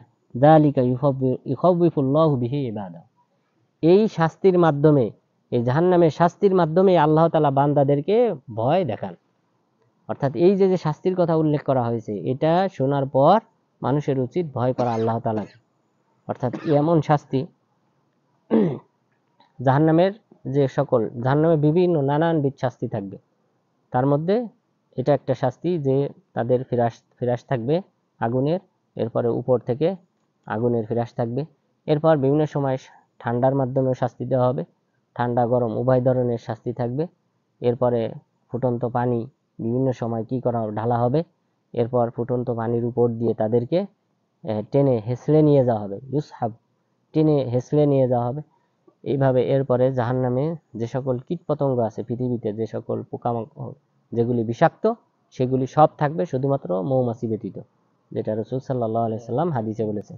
তো এইভাবে নানানবিধ শাস্তির কথা উল্লেখ করা হয়েছে। আল্লাহ তাআলা বললেন যালিকা ইউখাউবিফুল্লাহু বিহি ইবাদাহু, এই শাস্তির মাধ্যমে আল্লাহ তাআলা তার বান্দাদেরকে ভয় দেখান, ভীতি প্রদর্শন করেন। ইয়া ইবাদি ফাত্তাকুন, সুতরাং হে আমার বান্দারা তোমরা আমাকে ভয় করো। ওয়াল্লাযীনা ইজতানাবুত তাগুতা আইয়াবুদুহা ওয়া আনাবু ইলাল্লাহ লাহুমুল বুশরা, আর যারা দেবদেবীর পূজা, তাগুতের পূজা, তাগুত বলা হয় কুল্লু মা উবিদা মিন দুনিল্লাহ, আল্লাহকে বাদ দিয়ে যাদের উপাসনা করা হয়, সেটা দেবদেবী হতে পারে, অথবা অনেকে যে সকল ইঁদুর, তারপরে বানর, গাছপালা, সাপ, বিভিন্ন কিছুর উপাসনা করে পৃথিবীতে মানুষ, যেগুলা মানুষের বিবেকও গ্রহণ করবে না, এমন কিছুরও উপাসনা করে, বরং লিঙ্গের পূজা করে। তো এইভাবে নানানবিধ, তাহলে লিঙ্গ কি মাবুদ, তাহলে কি মনে করলে এর চেয়ে মানে আর অধপতনের আর কি বাকি আছে? তো এটাই লক্ষ্য করবেন, যারা এক আল্লাহর ইবাদত পরিহার করেছে, এমনকি মুসলিমদের মধ্যেও দেখবেন তাদের চেয়ে লাঞ্ছিত ব্যক্তি আর কেউ নেই। অর্থাৎ আপনি দেখবেন যারা মাজারে যায়, পীরের মুরিদ, তারাও দেখবেন লাঞ্ছিত জীবনযাপন করে। এই পৃথিবীতে মাথা উঁচু করে বসবাস করে একমাত্র যারা এক আল্লাহর উপাসনা করে। অন্য যারা আছে আপনি দেখবেন তাদের লাঞ্ছনার শেষ নেই। যে ব্যক্তি পীরের পূজা করে দেখবেন তার পায়ে সিজদা করে, তার পায়ের বৃদ্ধ আঙ্গুলে চুমু খায়, এরপরে আরো নানানবিধ লাঞ্ছনাজনক দিক রয়েছে যারা আল্লাহর উপাসনা ছেড়ে অন্যের উপাসনা করে। তো এখানে আল্লাহ তাআলা আমাদেরকে এই সকল উপাসনা পরিহার করতে বলেছেন। তাগুত, এরা প্রত্যেকেই তাগুত, আল্লাহকে বাদ দিয়ে যাদেরই উপাসনা করে তাদেরকে আল্লাহ তাআলা তাগুত হিসেবে আখ্যায়িত করেছেন। সুতরাং এই তাগুতের উপাসনা পরিহার করে যারা এবং আল্লাহ তাআলার অভিমুখ হয়, লাহুমুল বুশরা, তাদের জন্যই শুভ সংবাদ, অর্থাৎ জান্নাত। ফাবাশশির ইবাদ, সুতরাং আপনি আমার এই সকল বান্দাদেরকে শুভ সংবাদ দান করুন। তো রাসূল সাল্লাল্লাহু আলাইহি সাল্লাম শুভ সংবাদ দিতেছেন, যারা তাগুতের উপাসনা পরিহার করবে তাদের জন্য জান্নাত। সুতরাং আশা করা যায় এই প্রতিশ্রুতি আল্লাহ তাআলা পূরণ করবে। সুতরাং এক আল্লাহর উপাসনা করতে হবে, অন্য সমস্ত দেবদেবী এবং তাগুতের উপাসনা পরিহার করতে হবে। আল্লাযীনা ইসতামিউনাল কাওলা ফায়াত্তাবিউনা আহসানা, যারা আল্লাহ তাআলার যারা মনোযোগ সহকারে, এটা শ্রোতাদের গুণাগুণ থাকতে হবে, এই গুণাগুণ যে আল্লাযীনা ইসতামিউনাল কাওল, যারা মনোযোগ সহকারে শ্রবণ করে, মনোযোগ সহকারে কথা শ্রবণ করে, ফায়াত্তাবিউনা আহসানাহু, এর মধ্যে উত্তম যে কথা সেই কথার অনুসরণ করে। অর্থাৎ উত্তম বলতে মা ওয়াফাকাল কুরআন ও সুন্নাহ, কুরআন এবং সুন্নাহ অনুযায়ী যে কথা হয় সেটা হলো উত্তম কথা, সেই উত্তম কথার অনুসরণ করে। উলাইকাল্লাযীনা হাদাহুমুল্লাহ, এই সকল ব্যক্তিদেরকে আল্লাহ তাআলা হেদায়েত দিয়েছেন, সৎপথ দেখিয়েছেন। উলাইকা হুম উলুল আলবাব, এরাই হলো বিজ্ঞ ব্যক্তি। আফামান হাক্কা আলাইহি কালিমাতুল আযাব আফা আনতা তুনকিদু মান ফিন্নার, যে ব্যক্তির উপর আল্লাহর শাস্তি অবধারিত হয়েছে সেই ব্যক্তি কি ওই ব্যক্তির মতো যে ব্যক্তি এরূপ নয়? কখনোই না। অর্থাৎ যার উপর শাস্তি অবধারিত হয়েছে আর যে ব্যক্তি মুমিন, তারা দুইজন কখনোই সমান না। এরপর আল্লাহ তাআলা বললেন আফা আনতা তুনকিদু মান ফিন্নার, আপনি কি তাকে রক্ষা করতে পারবেন? যে ব্যক্তি জাহান্নামী, তাকে কি আপনি জাহান্নাম থেকে রক্ষা করতে পারবেন? পারবেন না। অর্থাৎ তার উপর আল্লাহর আইন জারি হয়ে গেছে যে তাকে জাহান্নামে শাস্তি দেওয়া হবে, সেই ব্যক্তিকে আপনি রক্ষা করতে পারবেন না। অর্থাৎ যাদের ঈমান নেই, কাফের, তাদেরকে। লাকিনিল্লাযীনা তাকাউ রাব্বাহুম লাহুম গুরাফুম মিন ফাওকিহা গুরাফ মাবনিয়াতুন তাজরি মিন তাহতিহাল আনহার। এরপর আল্লাহ তাআলা এই যে জান্নাতীদের যে শুভ সংবাদ দিয়েছেন, তাদের শুভ সংবাদ দিয়েছেন কিসের মাধ্যমে? যারা তাদের রবকে ভয় পায় তাদের জন্য রয়েছে গুরাফুম মিন ফাওকিহা গুরাফ মাবনিয়া, যে প্রাসাদের উপর প্রাসাদ, একটার উপর আরেক প্রাসাদ, মাবনিয়া নির্মিত। অর্থাৎ জান্নাতীদের প্রাসাদের অবস্থান হবে এরকম একটার উপর আরেকটা। তো এইভাবে। আর কিন্তু অন্যান্য জান্নাতীদের অবস্থান হবে সবাই কি থাকবে? সামনাসামনি, মুতাকাবিলিন, অর্থাৎ সামনাসামনি তাদের কি হবে? প্রাসাদগুলি হবে।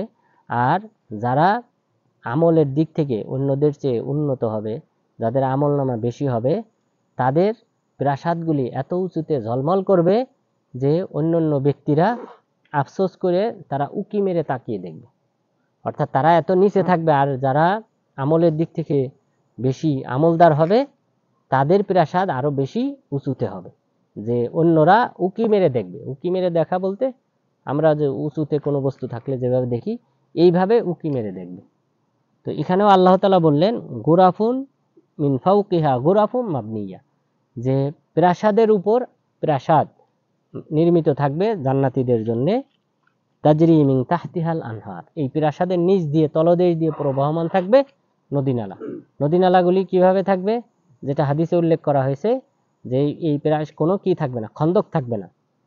খন্দক মানে কোনো প্রকার, আমরা এখনকার পানি কিন্তু নিচু জায়গা দিয়ে যায়, সাগর বলেন, নদী বলেন, এই জায়গাগুলো নিচু অন্য পাশের অঞ্চলের তুলনায়। কিন্তু সেখানে এরকম সমতলের উপর দিয়েই কি হবে? পানি প্রবাহমান থাকবে। অর্থাৎ সেখানে খাল বা বিল বা নদীর প্রয়োজন হবে না, এরকম সমতলের উপর দিয়েই পানি প্রবাহমান থাকবে। ওয়াদাল্লাহি লা ইউখলিফুল্লাহু মিআদ, এটা আল্লাহ তাআলার দেওয়া প্রতিশ্রুতি, আল্লাহ তাআলা তার প্রতিশ্রুতি ভঙ্গ করেন না।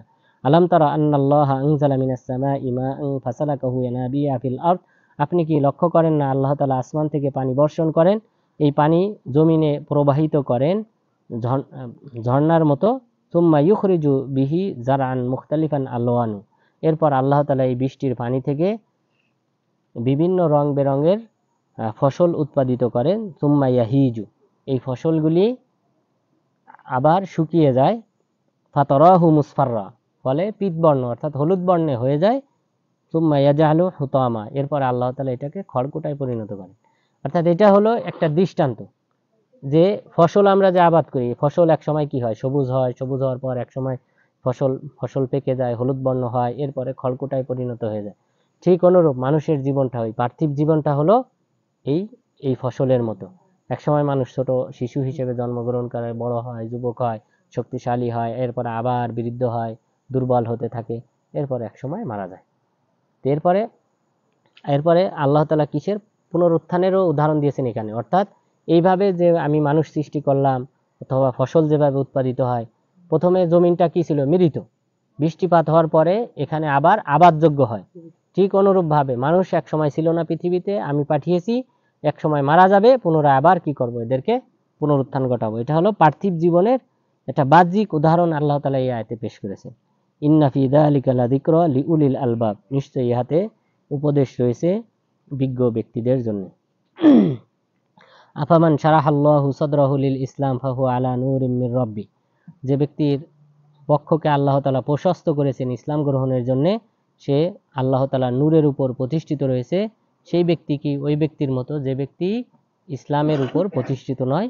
ফাওয়াইলুল লিল কাসিয়াতি কুলুবুহুম মিন যিকরিল্লাহ, তাদের জন্য দুর্ভোগ যাদের অন্তর কঠোর আল্লাহ তাআলার জিকির থেকে, অর্থাৎ আল্লাহ তাআলার জিকির করে না যারা।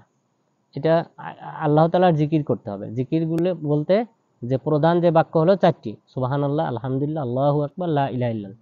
এছাড়াও অন্যান্য জিকির আছে, আমলি জিকির, অর্থাৎ বিভিন্ন সময়ে বিভিন্ন দোয়া যে পাঠ করতে হয়, এটাও আমলি জিকির। এরপরে কোরআন তেলাওয়াত, এটাও অন্যতম জিকির। উলাইকা ফি দালালিম মুবিন, আর এরা হলো স্পষ্ট পথভ্রষ্টতায় লিপ্ত। আল্লাহু নাজ্জালা আহসানাল হাদিসি কিতাবাম মুতাশাবিহাম মাতানিয়া তাকশাইরু মিনহু জুলুদ, আল্লাহ তাআলা উত্তম বাণী অবতীর্ণ করেছেন কিতাবাম মুতাশাবিহা, যে কিতাবটা হলো মুতাশাবিহা, সাদৃশ্যপূর্ণ, অর্থাৎ যেটা আমরা বলেছিলাম যে এক আয়াত বিভিন্ন জায়গায় বারবার আসে।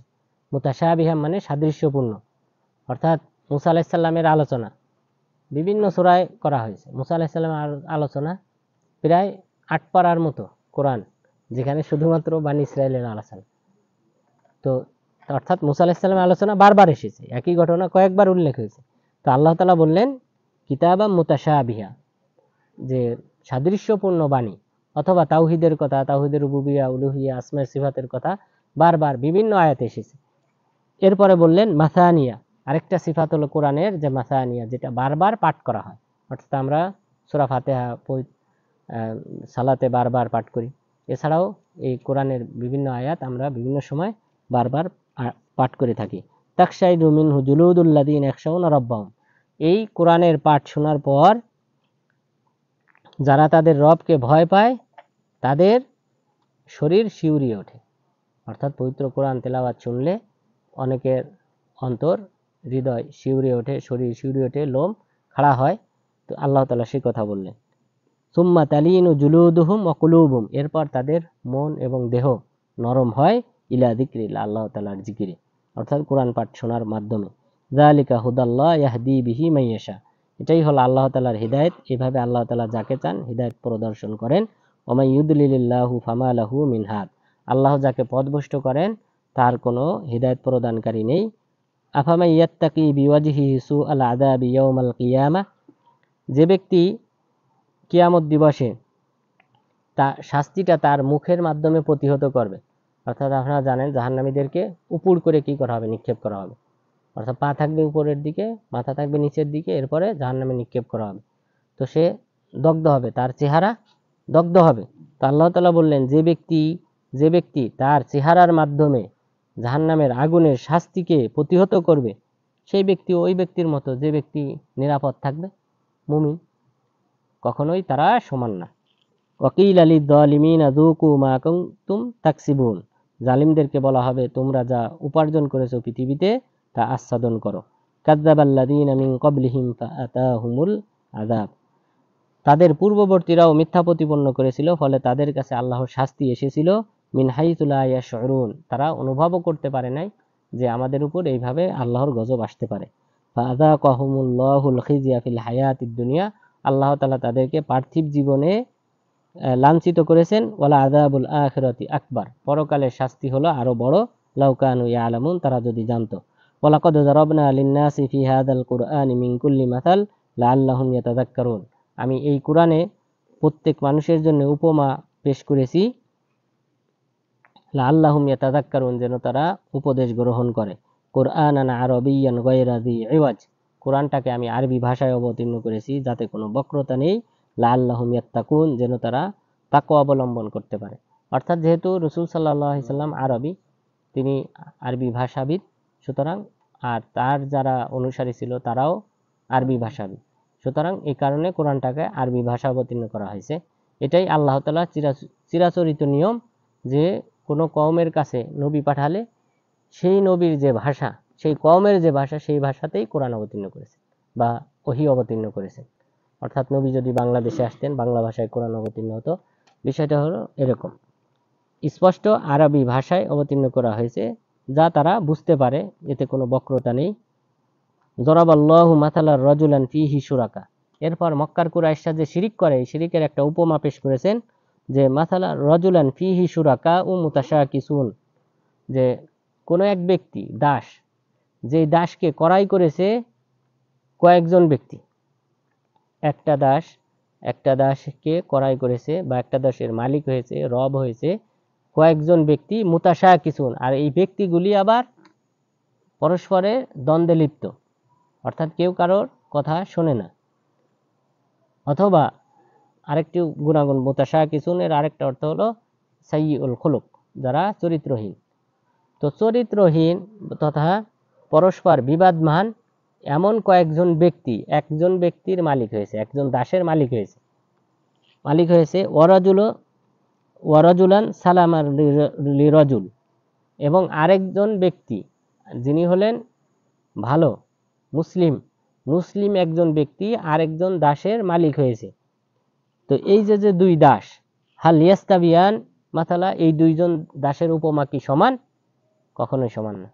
এই যে দাসটা, এই দাসের প্রথম যে দাস যার মালিক হলো কয়েকজন, তো কয়েকজনের যে বিভিন্ন কাজ আছে, সেই কাজে সে কি করবে? তাকে ব্যবহার করবে, এবং তারা নিজেরাও কি না ঐক্যমত, সবার ঐক্যমত নেই, বরং যার যখন যে কাজ সেই কাজে তাকে পাঠাবে। তো এই যে লোকটা এই অনেকগুলি মানুষকে সন্তুষ্ট করায়, এই ব্যক্তির পক্ষে, এই দাসের পক্ষে কি সম্ভব? সম্ভব না। এরপরে আল্লাহ তাআলা দ্বিতীয় ব্যক্তির উপমা পেশ করলেন, যার একজন মুসলিম ব্যক্তি, ভালো ব্যক্তি, যার চরিত্র ভালো, সেই ব্যক্তির দাস। তো সেই ব্যক্তির যে কাজ, সেই কাজ এই ব্যক্তিকে রাজি করা, খুশি করা, এটা সহজ। তো অনুরূপভাবে মুশরিকরা যে বিভিন্ন দেবদেবীর পূজা করে, এইটা আর এই যে ব্যক্তি শুধুমাত্র মুসলিমরা যে এক আল্লাহর উপাসনা করে, এই দুই ব্যক্তি কখনোই সমান না। আলহামদুলিল্লাহ বাল আকসারুহুম লা ইয়ালামুন, আল্লাহ তাআলার জন্য সমস্ত প্রশংসা, বরং তাদের অধিকাংশই জানে না। ইন্নাকা মাইয়িত ওয়া ইন্নাহুম মাইয়িতুন, আপনি মারা যাবেন, তারাও মারা যাবে। রাসূল সাল্লাল্লাহু আলাইহি সাল্লাম মৃত, এটা আমাদেরকে ঈমান আনতে হবে। রাসূল সাল্লাল্লাহু আলাইহি সাল্লাম মারা গেছেন। এই বারজাখী এই দুনিয়াবী জীবনে আল্লাহ তাআলা যে মানুষের জন্য যে একটা সময় নির্ধারণ করে রেখেছেন, সেই সময় রাসূল সাল্লাল্লাহু আলাইহি ওয়াসাল্লাম পূর্ণ করে মারা গেছেন। 63 বছর তিনি জীবিত ছিলেন।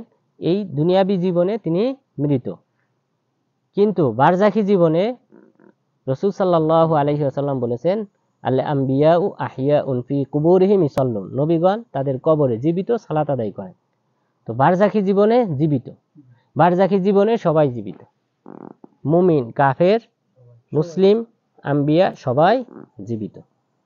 দলিল হলো, অনেকগুলি দলিল আছে, তবে আমাদের রাত হয়ে গেছে অনেক।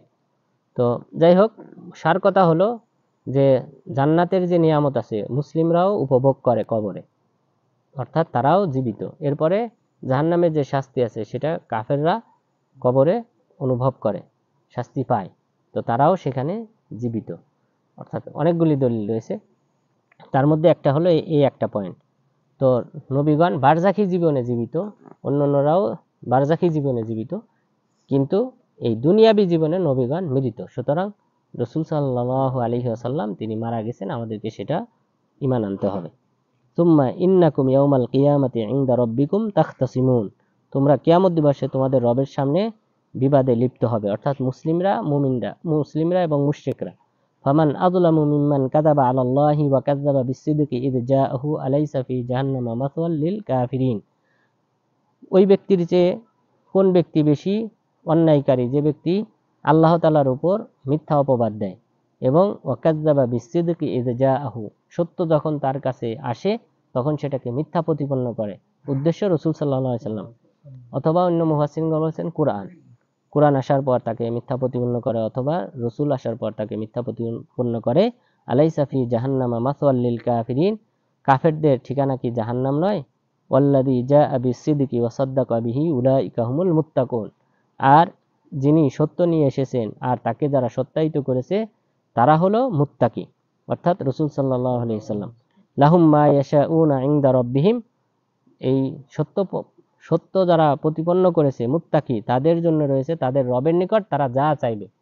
অর্থাৎ এই চাওয়াটা কিন্তু দুনিয়াতে কোনো ব্যক্তির পূর্ণ হয় না, ধনী বলেন বাচ্চা বলেন কারোরই পূর্ণ হয় না, কিন্তু কিয়ামত দিবসে আল্লাহ তাআলা সমস্ত জান্নাতীদের পূরণ করবেন। যালিকা জাযাউল মুহসিনিন, এটাই হলো মুহসিন ব্যক্তিদের, সৎ আমলকারীদের প্রতিদান। লিইউকাফিরাল্লাহু আনহুম আসওয়া আল্লাযী আমিলু, এটা বিশেষ কিছু ব্যক্তির আল্লাহ তাআলা ক্ষমা করতে চান ওই সকল ব্যক্তিদের যারা অন্যায় কাজ করেছে, তাদের ওই পাপটাকে ক্ষমা করতে চান। ওয়ায়াজজিয়াহুম আজরাহুম বিআহসানিল্লাযী কানু ইয়ামালুন, এবং তারা যে আমল করেছে সৎ আমল, তার প্রতিদান আরো উত্তম ভাবে আল্লাহ তাআলা দিতে চান।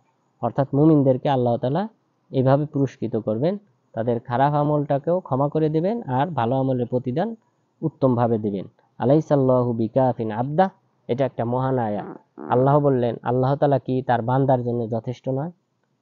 আবদা, আব্দ মানে দাস, অর্থাৎ যে ব্যক্তি আল্লাহর ইবাদতকারী, আমরা যদি প্রকৃত পক্ষে আল্লাহর গোলাম হতে পারি, আল্লাহর উপাসনাকারী হতে পারি, তাহলে আল্লাহ তাআলা বললেন আলাইসাল্লাহু বিকাফিন আবদা, আল্লাহ তাআলা কি তার বান্দার জন্য যথেষ্ট নন?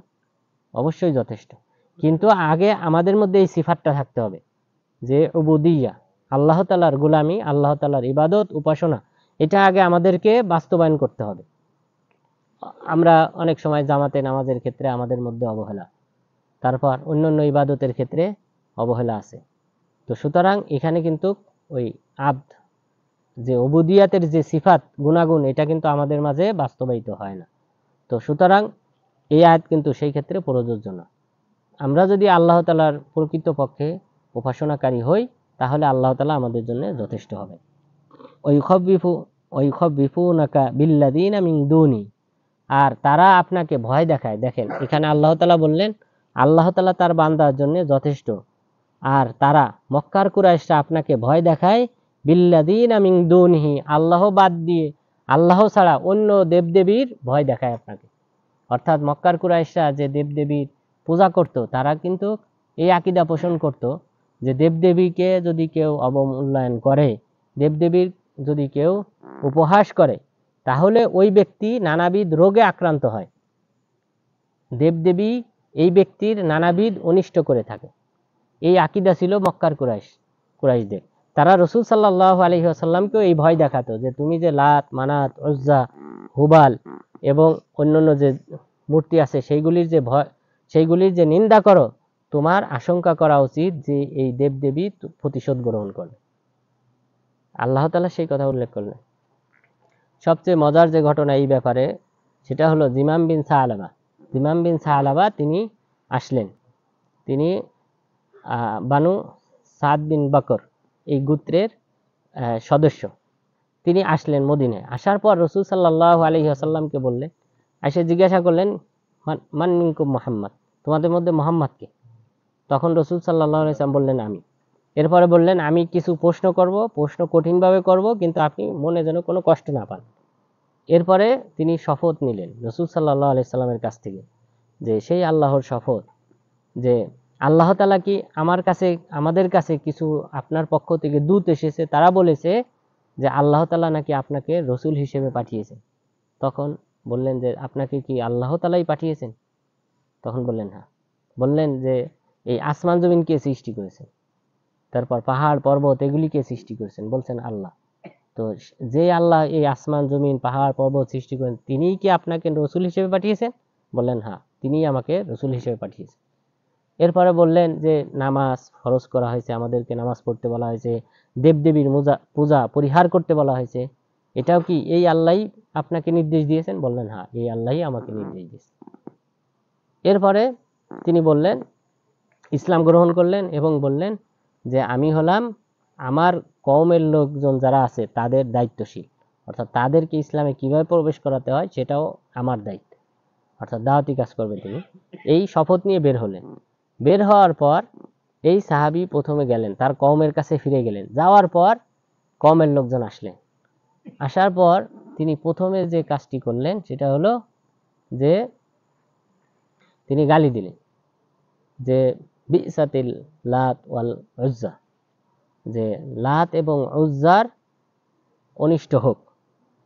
এরপরে তার কওমের লোকজন বলল যে ইত্তাকিল জুজাম ওয়াল বারাস ওয়াত্তাকিল জুনুন, যে তুমি, যে বারাস মানে শ্বেতরোগ, অর্থাৎ মানুষের শরীরে বিভিন্ন চেহারা বডিতে দেখেন সাদা হয়ে যায়, সাদা আলাদা কালার, যে মূল যে কালার শরীরে ওইটার চেয়ে ভিন্ন সাদা কালার হয়ে যায়। তো এই শ্বেতবর্ণ অথবা জুজাম, এক পাশ পড়ে যাওয়া, এই রোগে আক্রান্ত হওয়া, অথবা জুনুন পাগল হয়ে যাওয়ার আশঙ্কা করো তুমি। অর্থাৎ তার কওমের লোকজন এসে বলল তুমি যে লাত মানাতের এবং উজ্জাকে যে গালি দিয়েছো, এর বিনিময়ে তোমার কিন্তু এই 3টি রোগের কোনো একটা রোগ হতে পারে। অর্থাৎ তাদের আকীদা ছিল যে এই লাত মানাত ইত্যাদি মানুষের অনিষ্ট করতে পারে, উপকার করতে পারে। এই কথা বলার পর তিনি বললেন যে আল্লাহর শপথ, যে লাত মানাত উজ্জা এদের আমাদের কোনো উপকার অপকার কোনো কিছু করার ক্ষমতা নেই। এরপরে এই সাহাবীর এই দাওয়াতি বরকতে সন্ধ্যা হওয়ার আগেই তার গোত্রের সকল মানুষ ইসলাম গ্রহণ করলেন। আব্দুল্লাহ ইবনে আব্বাস রাদিয়াল্লাহু আনহু বললেন যে এই ব্যক্তির মতো এমন কোনো ব্যক্তি, এমন কোনো প্রতিনিধি আমি আর কখনো দেখি নাই, যে যেই ব্যক্তির মাধ্যমে আল্লাহ তাআলা এত বড় উপকার করেছেন, যে তার কওমের সবাই ইসলাম গ্রহণ করেছে। তো এই আয়াতটা, এই হাদিসটা উল্লেখ করার মূল উদ্দেশ্য হলো যে এখানে যে তাদের যে আকীদা ছিল, এটা সহিহ বুখারী মুসলিম হাদিস, তাদের যে আকীদা ছিল যে দেবদেবী উপকার করতে পারে অপকার করতে পারে, যে 3টি রোগ, শ্বেতরোগ এবং পার্শ্ব পড়ে যাওয়া এবং সেই সাথে পাগল হয়ে যাওয়ার ভয় দেখালেন জিমাম বিন সালাবা রাদিয়াল্লাহু আনহুকে তারা। তো এখানে মক্কার কুরাইশরা এই একই ভয় দেখাইতো রাসূল সাল্লাল্লাহু আলাইহি সাল্লামকে, যে ওয়াইখাবিফুনাকা বিল্লাযিনা মিন দুনি, আল্লাহ ছাড়া অন্য অন্য যে দেবদেবী আছে তাদের ভয় দেখায় তারা। ওমাই ইউদ্লিলিল্লাহু ফামা লাহু মিন হাদ, আল্লাহ তাআলা যাকে পথভ্রষ্ট করেন তাকে হেদায়েত প্রদানকারী কেউ নেই। ওমাই ইয়াহদিল্লাহু ফামা লাহু মিন মুদিল, আল্লাহ তাআলা যাকে পথ দেখান তাকে পথভ্রষ্টকারী কেউ নেই। আলাইসাল্লাহু বিআজিজিন যিনতিকাম, আল্লাহ তাআলা কি পরাক্রমশালী নন এবং প্রতিশোধ গ্রহণকারী নন। ওয়ালা ইন সাআলতাহুম মান খালাকাস সামাওয়াতি ওয়াল আরদা লা ইয়াকুলুন্নাল্লাহ, আপনি যদি জিজ্ঞাসা করেন আসমান জমিন কে সৃষ্টি করেছে, মক্কার কুরাইশরা বলবে আল্লাহ। কুল আফারাআইতুম মা তাদউনা মিন দুনিল্লাহি ইন আরাদানি আল্লাহু বিদুররিন হাল হুন্না কাশিফাতু দুররি, হে নবী আপনি বলুন তোমরা কি ভেবে দেখো না, তোমরা যাদেরকে কাছে দোয়া করো আল্লাহকে বাদ দিয়ে, আল্লাহ তাআলা যদি আমার কোনো অনিষ্ট করতে চান তারা কি এই অনিষ্ট দূর করতে পারবে? আও আরাদানি বিরহমাতিন হাল হুন্না মুমসিকাতু রাহমাতি, আল্লাহ তাআলা আমার উপর যদি কোনো রহমত বর্ষণ করতে চান, বরকত দিতে চান, তাহলে তোমাদের এই দেবদেবীকে এটা রদ করতে পারবে, প্রতিহত করতে পারবে? পারবে না। অর্থাৎ আল্লাহ তাআলার এই নির্দেশ উভয় ক্ষেত্রেই কার্যকর হবে। কুল হাসবি আল্লাহ, আপনি বলুন আল্লাহই আমার জন্য যথেষ্ট। আলাইহি ইয়াতাওয়াক্কালুল মুতাওয়াক্কিলুন, আল্লাহ তাআলার উপরই ভরসাকারীরা ভরসা করে থাকেন। কুল ইয়া কওমি আমালু আলা মাকানাতিকুম ইন্নী আমিল, হে নবী আপনি বলুন তোমরা তোমাদের স্থানে থেকে তোমরা তোমাদের আমল করো, আমিও আমল করব। ফাসাউফা তা'লামুন, অচিরেই জানতে পারবে কার আমলটা সফল কাম। মাইয়াতিহি আযাবুন ইউখজি, অচিরেই তোমরা জানতে পারবে যে মাইয়াতিহি আযাব ইউখজি, যে কোন ব্যক্তিকে শাস্তি পাকড়াও করবে এবং ওই শাস্তির মাধ্যমে সে লাঞ্ছিত হবে। ওয়া ইয়াহিল্লু আলাইহি আযাবুম মুকিম, এবং তার উপর স্থায়ী শাস্তি অবধারিত হবে। ইন্না আনজালনা আলাইকাল কিতাবা লিন-নাসি বিল হক, নিশ্চয়ই আমি মানুষের উপর কিতাব অবতীর্ণ করেছি সত্য সহকারে। ফামান ইহতাদা ফালিনাফসি, যে ব্যক্তি এই সত্যের অনুসরণ করবে, সৎ পথের অনুসরণ করবে, সে নিজের কল্যাণের জন্য অনুসরণ করলো। ওমান দাল্লা ফাইন্নামা ইয়াদিল্লু আলাইহা, আর যে ব্যক্তি পথভ্রষ্ট হলো সে নিজেরই ধ্বংস ডেকে আনলো। ওমা আনতা আলাইহিম বিওয়াকিল, আপনি তাদের অভিভাবক নন।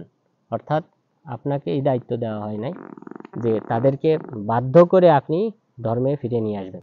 তাহলে আজকের আলোচনায় আমরা যে কয়েকটি বিষয় জানতে পারলাম, যে মূলত আল্লাহ তাআলা এই সূরা জুমার অবতীর্ণ করেছেন এখানে মূলত মক্কার কুরাইশদের যে স্বভাব ছিল সেই স্বভাব এবং রাসূল সাল্লাল্লাহু আলাইহি ওয়াসাল্লামের সাথে তারা যে সকল বিষয়গুলি তুলে ধরেছিলেন এবং যে সকল বিষয়ের মাধ্যমে রাসূল সাল্লাল্লাহু আলাইহি ওয়াসাল্লামকে বিব্রতকর পরিস্থিতিতে ফেলেছিলেন, সেই বিষয়গুলি আল্লাহ তাআলা এখানে তুলে ধরেছেন। এবং সেই সাথে যদি কোনো ব্যক্তি এই হিদায়াত কোরআনের অনুসরণ করে, আল্লাহ তাআলা তাকে জান্নাত দান করবেন, জান্নাতে প্রাসাদ দান করবেন। এবং যদি কোনো ব্যক্তি এই কোরআন থেকে বিমুখ হয়, রাসূল সাল্লাল্লাহু আলাইহি সাল্লাম থেকে বিমুখ হয়, তাহলে আল্লাহ তাআলা তাকে জাহান্নামে নিক্ষেপ করবেন। সুতরাং আল্লাহ তাআলা যেন আমাদেরকে আল্লাহ এবং আল্লাহ রসুলের সন্তুষ্টি অনুযায়ী আমল করার মাধ্যমে ইহকালীন এবং পরকালীন সফলতা অর্জন করার তৌফিক দান করেন। আমিন। আকুলু কওলি হাযা ওয়াস্তাগফিরুল্লাহ লি ওয়া লাকুম ওয়া লিসাইরিল মুসলিমিন।